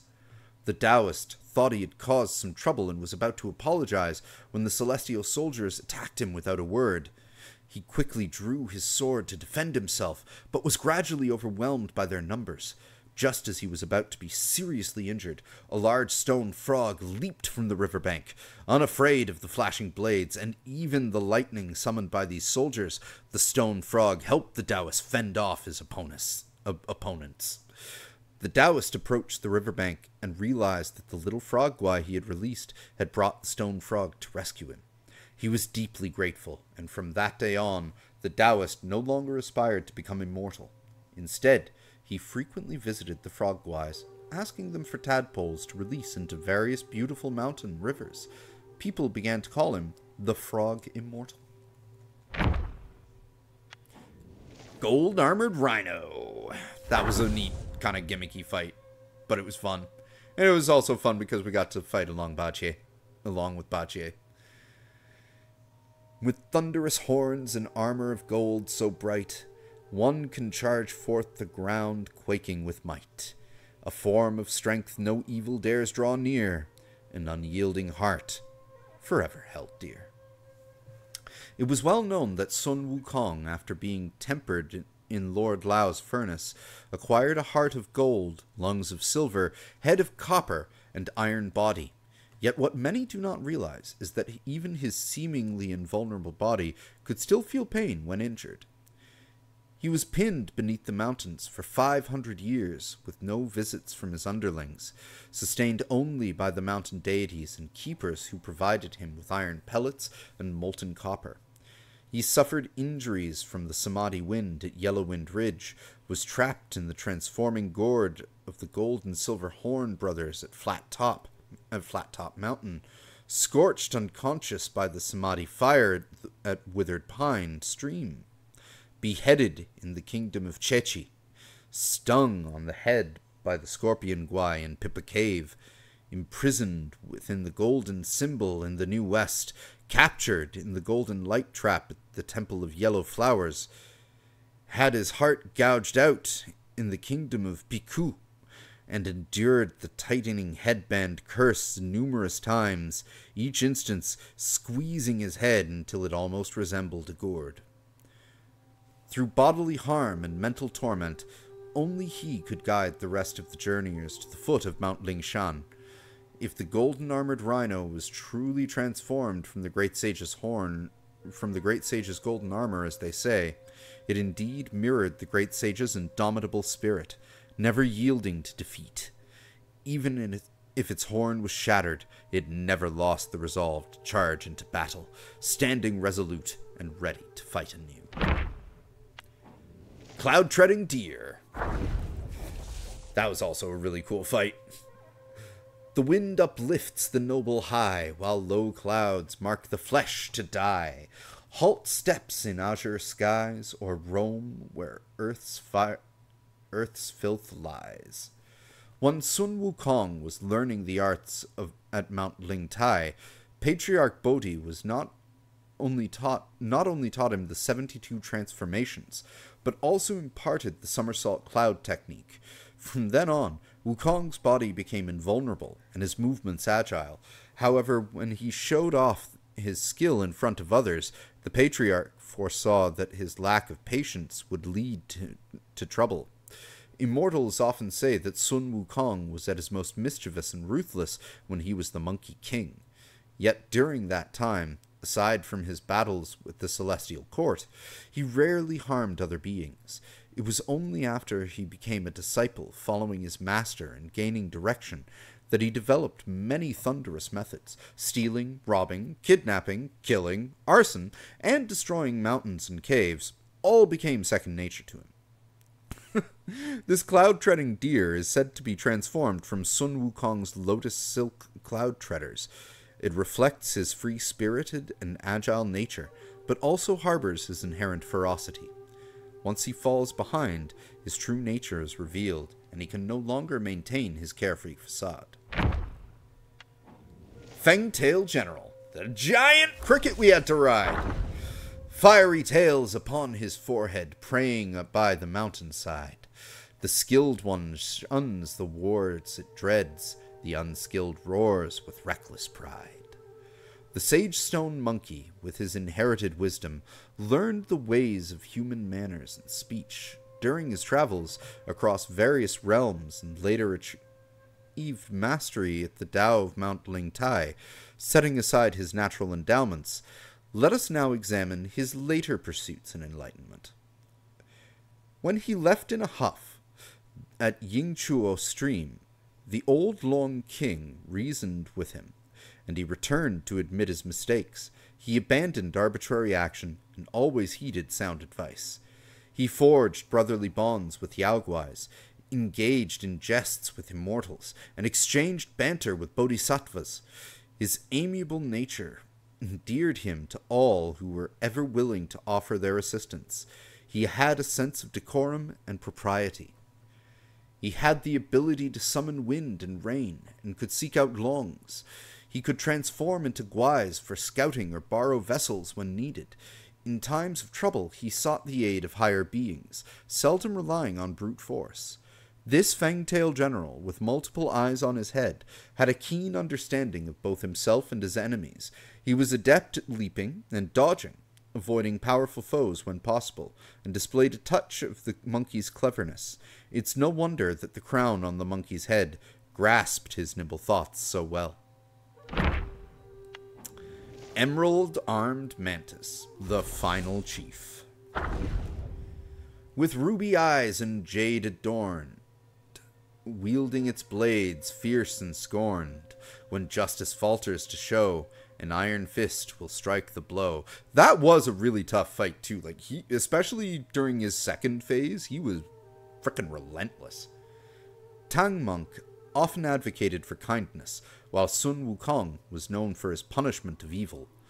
At Kui Mu Wolf's abode, upon learning of the princess's suffering and her reluctance to leave due to her feelings for the Yaoguai and children bore for him, Sun Wukong ordered Bajie to throw the Yaoguai's children from the height, reducing them to 2 lumps of flesh. At old Yang's house, after learning the unfilial deeds of the old couple's son and seeing how they indulged him for the sake of incense offerings, he proceeded to behead the son despite old Yang's pleas. Sun Wukong's nature was to show mercy to villains and evildoers. He delighted in eradicating evils and Yaoguais. The numerous blood debts on the journey to the west, though each had its reasons, were mostly attributed to the monkey. The world knew of the other 3 pieces of armor, but they were unaware that the mantis was actually transformed from the Great Sage's gauntlet. It seemed that the gauntlet inherited the Great Sage's ruthlessness, for it played tricks on Zhu Bajie with the same cunning.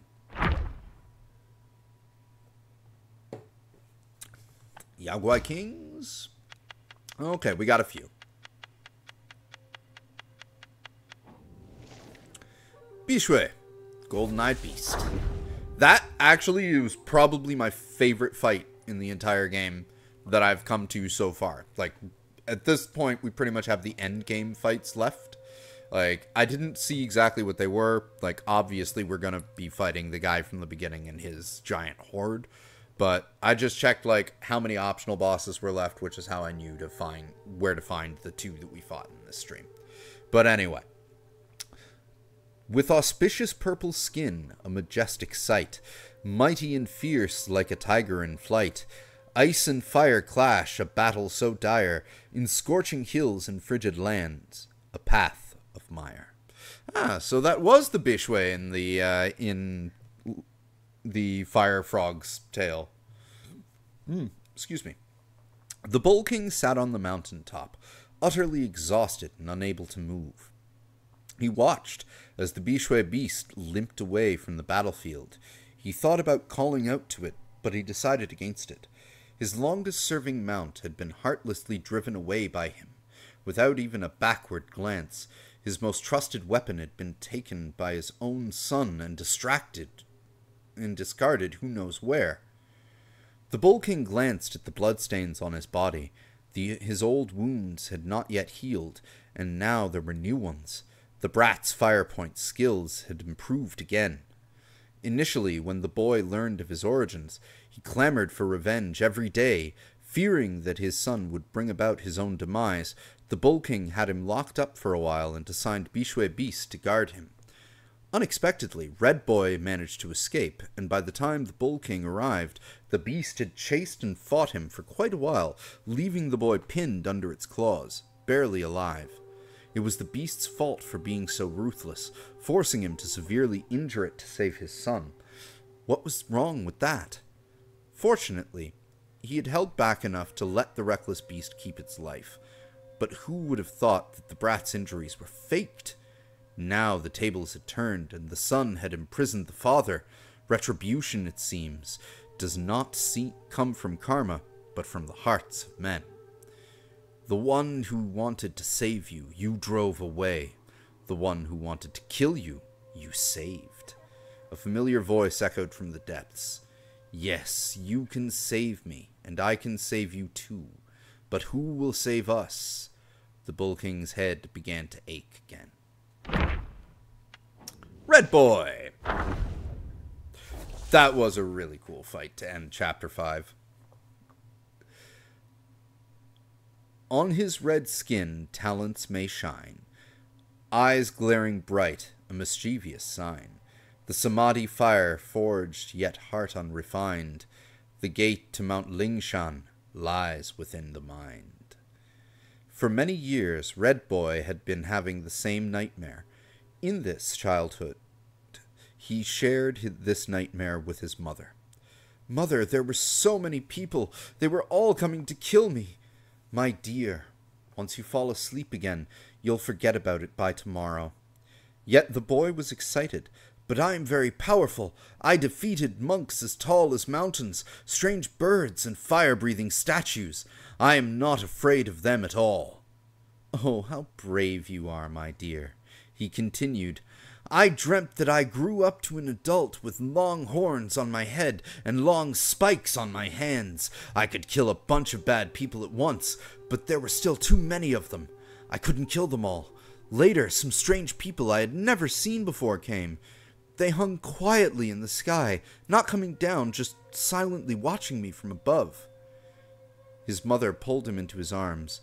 If that day ever comes, your father and I will go to the sky with you and kill them all. Will we die?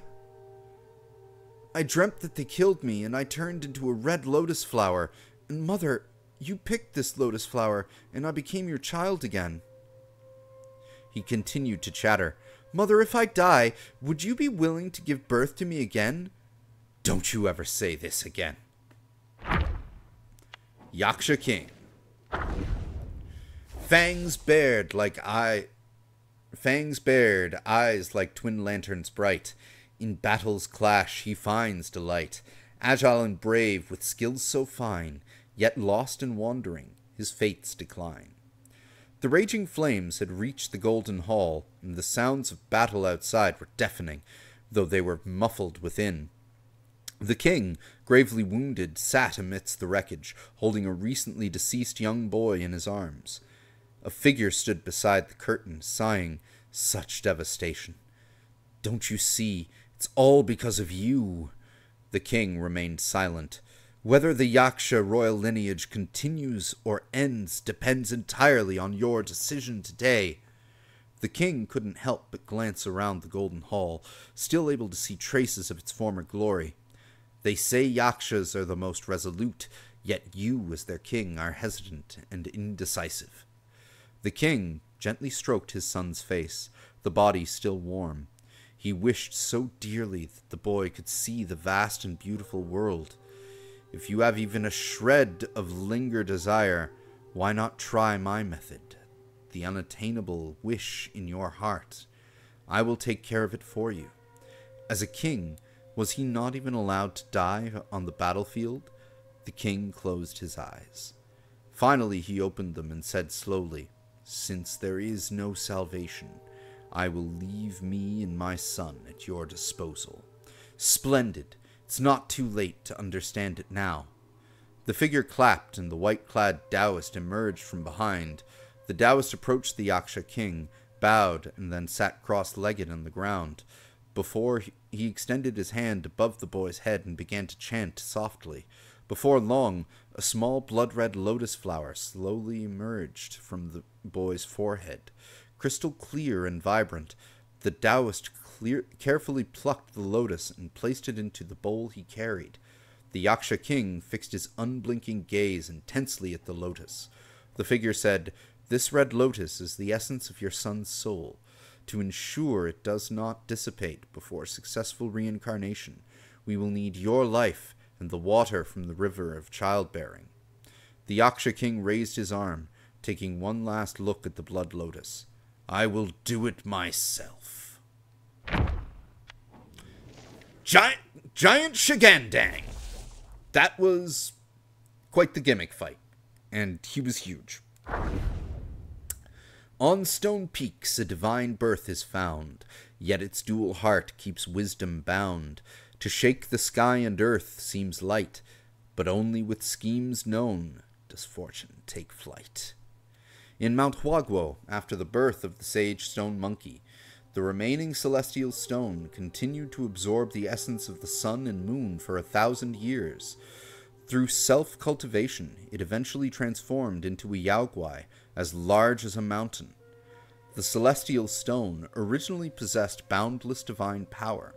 However, not long after its transformation, someone planted a fleshy Buddha head on it. Since the emergence of this fleshy Buddha head, it had constantly absorbed the will from the celestial stone's body. The celestial stone's spirit grew weary and had to burrow into the ground, absorbing the pure essence of the earth to replenish itself. Over time, it drained the surrounding mountains of their will, causing flowers to wither, leaves to fall, and all living beings to perish. Meanwhile, the fleshy Buddha head, nourished by the celestial stone, almost became the master of the stone's body. Fully energized, it began to develop the skanda of consciousness within. If it were to complete the other 4 skandhas, who knows how atrocious the celestial stone guai would become. Alas, this celestial stone, nurtured by the universe, ended up serving as a mere vessel for the parasitic fleshy Buddha head. Perhaps this is what people often refer to as fate and destiny. And that is all the kings. Now we do the characters that we have unlocked. 27 of 32. So there's quite a few characters to go as well. So let's finish this off. Pale Axe Stalwarts. The bull guy that was in Chapter 5. With axe in hand, the guard shows might, fearing neither toil nor plight, wishing for the mountain's peace, braving dangers till sun's last light. A bright afternoon camp of seasons. A bright afternoon camp of seasons. Splendid! "That's the morale I want to see," the Bull King exclaimed, seated in the main camp atop the cliff, observing the Bulgwais training below. Standing beside him, the pale-axe stalwart reported, "My king, only such a powerful army is worthy of your majestic presence." The Bull King nodded approvingly, saying, "You've done well, young captain." Looking at the pale-axe stalwart, he said kindly, "You've not been under my command for long, yet you've managed to train this mixed troop so well. It's beyond my expectations." The pale-axe stalwart replied humbly, "When I first arrived and saw how well regulated the king's domain was, I was equally surprised." Realizing he might have misspoken, he quickly apologized. "I meant to say—" The Bull King laughed heartily. "No worries. The well-regulated domain is all thanks to the lady of the house. Her strict rules keep these boneheads in line." The pale-axe stalwart also laughed. "Indeed. I was initially taken aback by her strict rules." Seeing his straightforwardness, the Bull King praised, "You've done well in managing the troops. I will promote you to be my vanguard." The pale-axe stalwart quickly knelt. "Thank you, my king, for the promotion. I will serve you with utmost loyalty." Just then, a voice called out, "Father, why have you summoned me?" The pale-axe stalwart looked up to see a red-skinned youth approaching from behind. "I called you to observe how to muster and command troops. This is my newly appointed vanguard. Come and meet him." The youth patted the pale-axe stalwart on the shoulder and smiled. "Very good. If my father trusts you, you must be capable. When I become king, you shall be my general." The Bull King clapped his hands and laughed. "Such ambition! The future of this domain will depend on you." The youth pondered this for a moment and said, "Father, why not entrust that item to me as well?" The Bull King's face darkened, and he did not respond. "Father, you must trust me with the domain," the youth continued. "So why not with a mere object? Ever since you obtained it, you've grown more haggard. Mother is very worried." The Bull King waved his hand dismissively. "Do not mention this again." The youth, though puzzled, did not wish to defy his father, and left reluctantly. Ping Ping! Oh, the fox girl's name was Ping Ping. Okay. Born to a fate of trials and woes, who pities the ebb and flow of those, better to live in nature's embrace, freely to wander, freely to repose. After delivering her homework to her mother, Ping Ping went to the height of Ember. Her brother had asked her to meet him there, saying he had something important to discuss. When she arrived, she saw Red Boy standing with his hands on his hips, directing quick as fire and fast as wind to burn the Bulgwais to flee is his way of training them. Amused at the scene, he laughed loudly and boisterously. "Brother," Ping Ping called softly. Ever since Red Boy returned from Guan Yin's tutelage, she felt he had changed. Every time she spoke to him, a subtle fear tugged at her heart. Upon seeing her arrival, Red Boy waved to halt the training and turned to her. "Ping Ping, let's engage in a game," he proposed. "You will run and I shall chase you. Let us see if I can catch you before an incense stick burns out." In the past, Ping Ping would always transform into a little fox, leaping through rocks and crevices, always having the upper hand. Yet this time, Red Boy shattered her hiding rocks with a single spear thrust, scorched her standing deadwood with the breath of fire, and flew over cliffs she jumped across as a red cloud. In less than half the time it takes for an incense stick to burn, Red Boy effortlessly caught her and sighed, "Mother's teachings are still too gentle." Seeing his sister's gloomy face, Red Boy took her to rest by the cliff in the Furnace Valley. To cheer her up, he twirled his fire-point spear for her entertainment. Seeing his little sister clapping and cheering, Red Boy asked, "How do you think my skills compare to Father's?"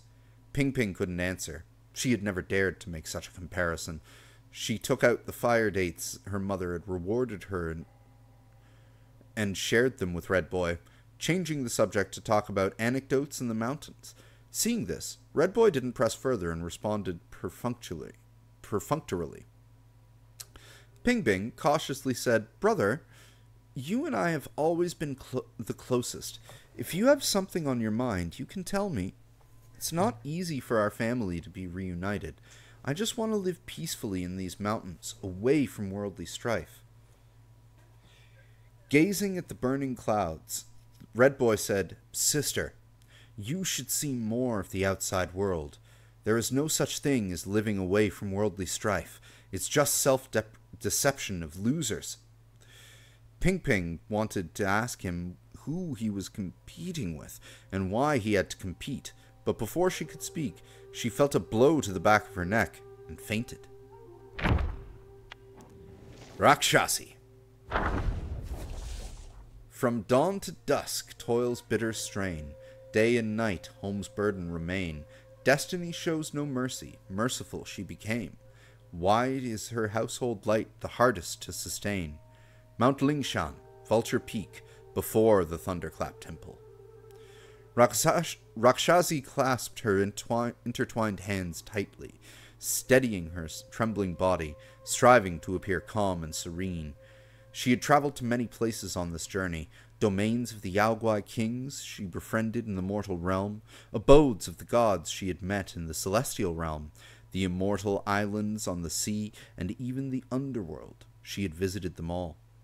She also went to the Tushita Palace to seek advice from her master, yet the latter had only offered a heartfelt persuasion. "I ordered you to raise a child, but I did not ask you to be a true mother. Let the boy stir his trouble. As long as you and your husband stay out of it, you will be safe."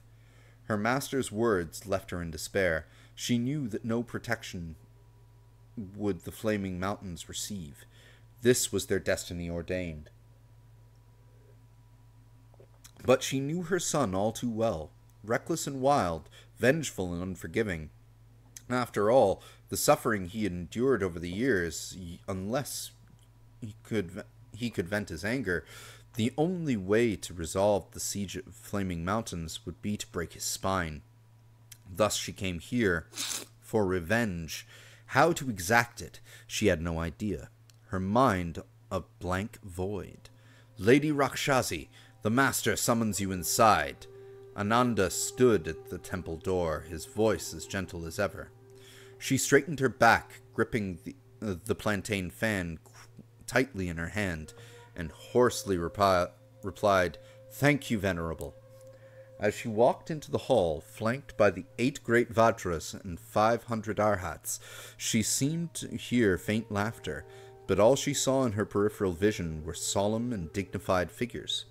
Reaching the base of the lotus throne, she knelt with her head held high, clutching the fan tightly. "Rakshasi, what brings you here to seek an audience with me?" She remained silent, gripping the fan with all her might, ready to unleash its divine wind at any moment. The hall was deathly quiet. All eyes were on her. She could feel the Vajras glaring with their angry eyes, and the Arhats staring with their wrathful gazes, and all the divine figures transforming into fierce visages. She lowered her head. I greet you on behalf of my master." A booming laughter echoed deafening.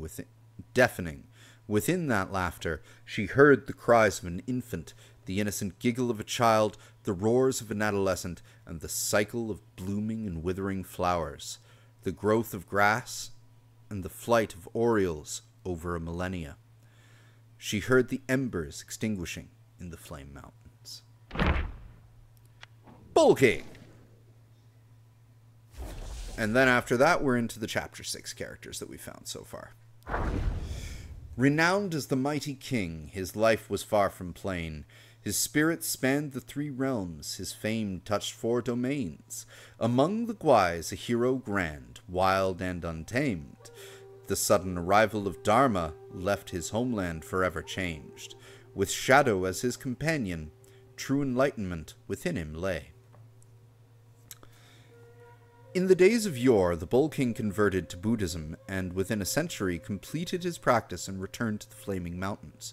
Overjoyed, Rakshasi and Ping Ping loudly celebrated his return and hosted a great banquet in his honor.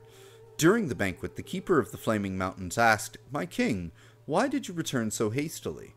The Bull King replied, "An old friend with whom I had some misunderstandings in the past helped me achieve a great merit. The Bodhisattva then pleaded with the Buddha on my behalf, granting me the grace to return.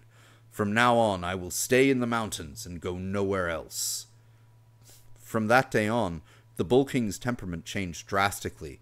His former wild and unrestrained nature was no longer seen. He declined all invitations, ceased his travels, and instead stayed in Flaming Mountains, helping Rakshasi with the household affairs and training the bull soldiers, living a very peaceful life. Several decades later, Red Boy received instruction from the Bodhisattva and returned to the Flaming Mountains to serve his parents. The family of four enjoyed a period of peace. However, Rakshasi gradually noticed some unusual things about the Bull King. He had become increasingly thin, his face showing signs of aging, and ate less, as if weighed down by heavy worries. More strangely, the Bull King sometimes transformed into his original form, retreating to the mountain peaks, retching. The furry celestial maiden serving Rakshasi said the king might be suffering from a rare bovine illness. The fox maiden serving Ping Ping said the king, aware of his past sins, might have learned an ascetic practice in the Mount Lingshan and is now undergoing it.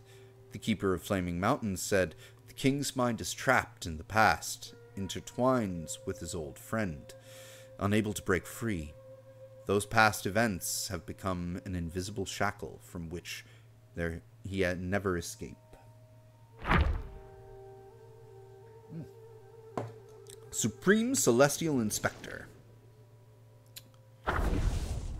That handy bastard.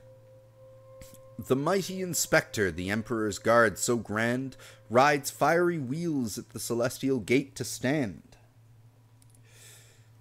upholding justices silent and stern. With one steel whip, the souls burn. In the celestial court, it was a well-known fact among gods and Buddhas that Taiyi Thunderclap Supreme, also known as the Supreme Inspector, was the Jade Emperor's most loyal enforcer. He's dead now. If his gaze was fixed upon someone, it spelled certain doom. Admiral Tian Peng, who was cast down to become a pig, served as a prime example. Once a prominent rising star, he vanished without a trace after the Supreme Inspector reported him. Initially, the Supreme Inspector did not have his current peculiar appearance. Though not as handsome as Tian Peng, he was at least presentable. Later, the Jade Emperor, in appreciation of the Inspector's impartial enforcement of his decrees, transformed the Inspector's head into the shape of his right hand, symbolizing that when the Inspector was present, it is as if the Jade Emperor himself was there. When deities encountered the Inspector, they respectfully greeted him and then quickly distanced themselves. They dared not engage in any high-spirited discussions in his presence, fearing that any mistake might be caught and reported. Although the Inspector had no close companions, if he did have some interactions with an old god of very high rank in the Celestial Court, aside from the Jade Empire. Some immortals said that since the Inspector willingly took on such a significant role, he deserved to endure this solitude. Every advantage came with a disadvantage. Others argued that the Inspector accepted this unappealing position precisely because he had preferred not to socialize, finding himself perfectly at ease and content in his role. Opinions were divided, and no consensus was reached. As for what the Inspector truly thought, no one knew. And Mandrill Chief, and I think that will actually be, that might be it, unless there's some past, our village crew of like Yin Tiger and Shenlong. Let's find out. A heart caring with dreams unclear, she left the mountains, ventured far and near, seeking 5 skandhas, found not.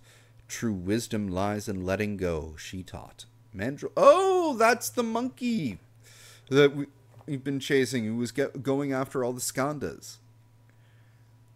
The Tripitaka scriptures depicted the Mandrill as possessing extraordinary abilities, and it was a she, too. Huh. capable of grasping the sun and moon, shrinking mountains, discerning fortunes, and manipulating the universe with its power. In Mount Huaguo, a day unlike any other unfolded. The mandrill chief was leaping through the mountains when she suddenly saw the celestial stone on the mountaintop explode, producing a stone egg. That would be Sun Wukong, I guess. As the wind blew over it, the stone egg transformed into a stone monkey. The mandrill chief approached to observe, and the stone monkey began to mimic, learning to crawl and walk.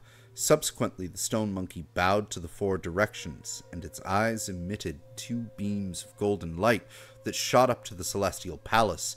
Delighted, the mandrill chief brought the stone monkey into the forest to meet the other monkeys. This extraordinary stone monkey soon proved its worth after a series of contests, became the king of the monkeys, earning the title Handsome Monkey King. For 300 to 500 years, the Monkey King led the monkeys in carefree joy. One day he began to worry about life and death. The mandrill chief advised the Monkey King to go out and seek the Tao. After the Monkey King returned, he rewarded the mandrill chief by appointing her as a general.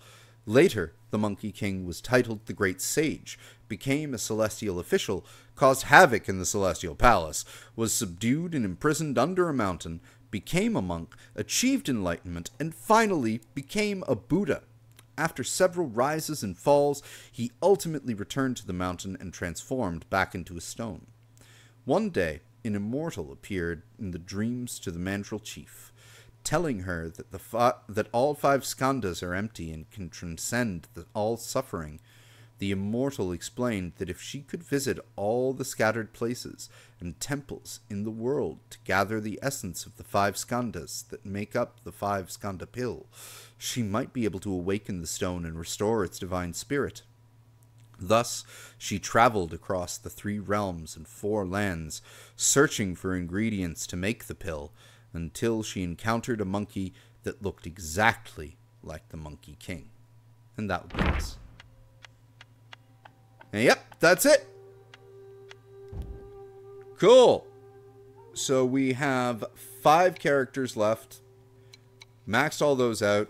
Pissed that the 1 chapter 4 chief we can't get, but that's it. All that's left is story progression.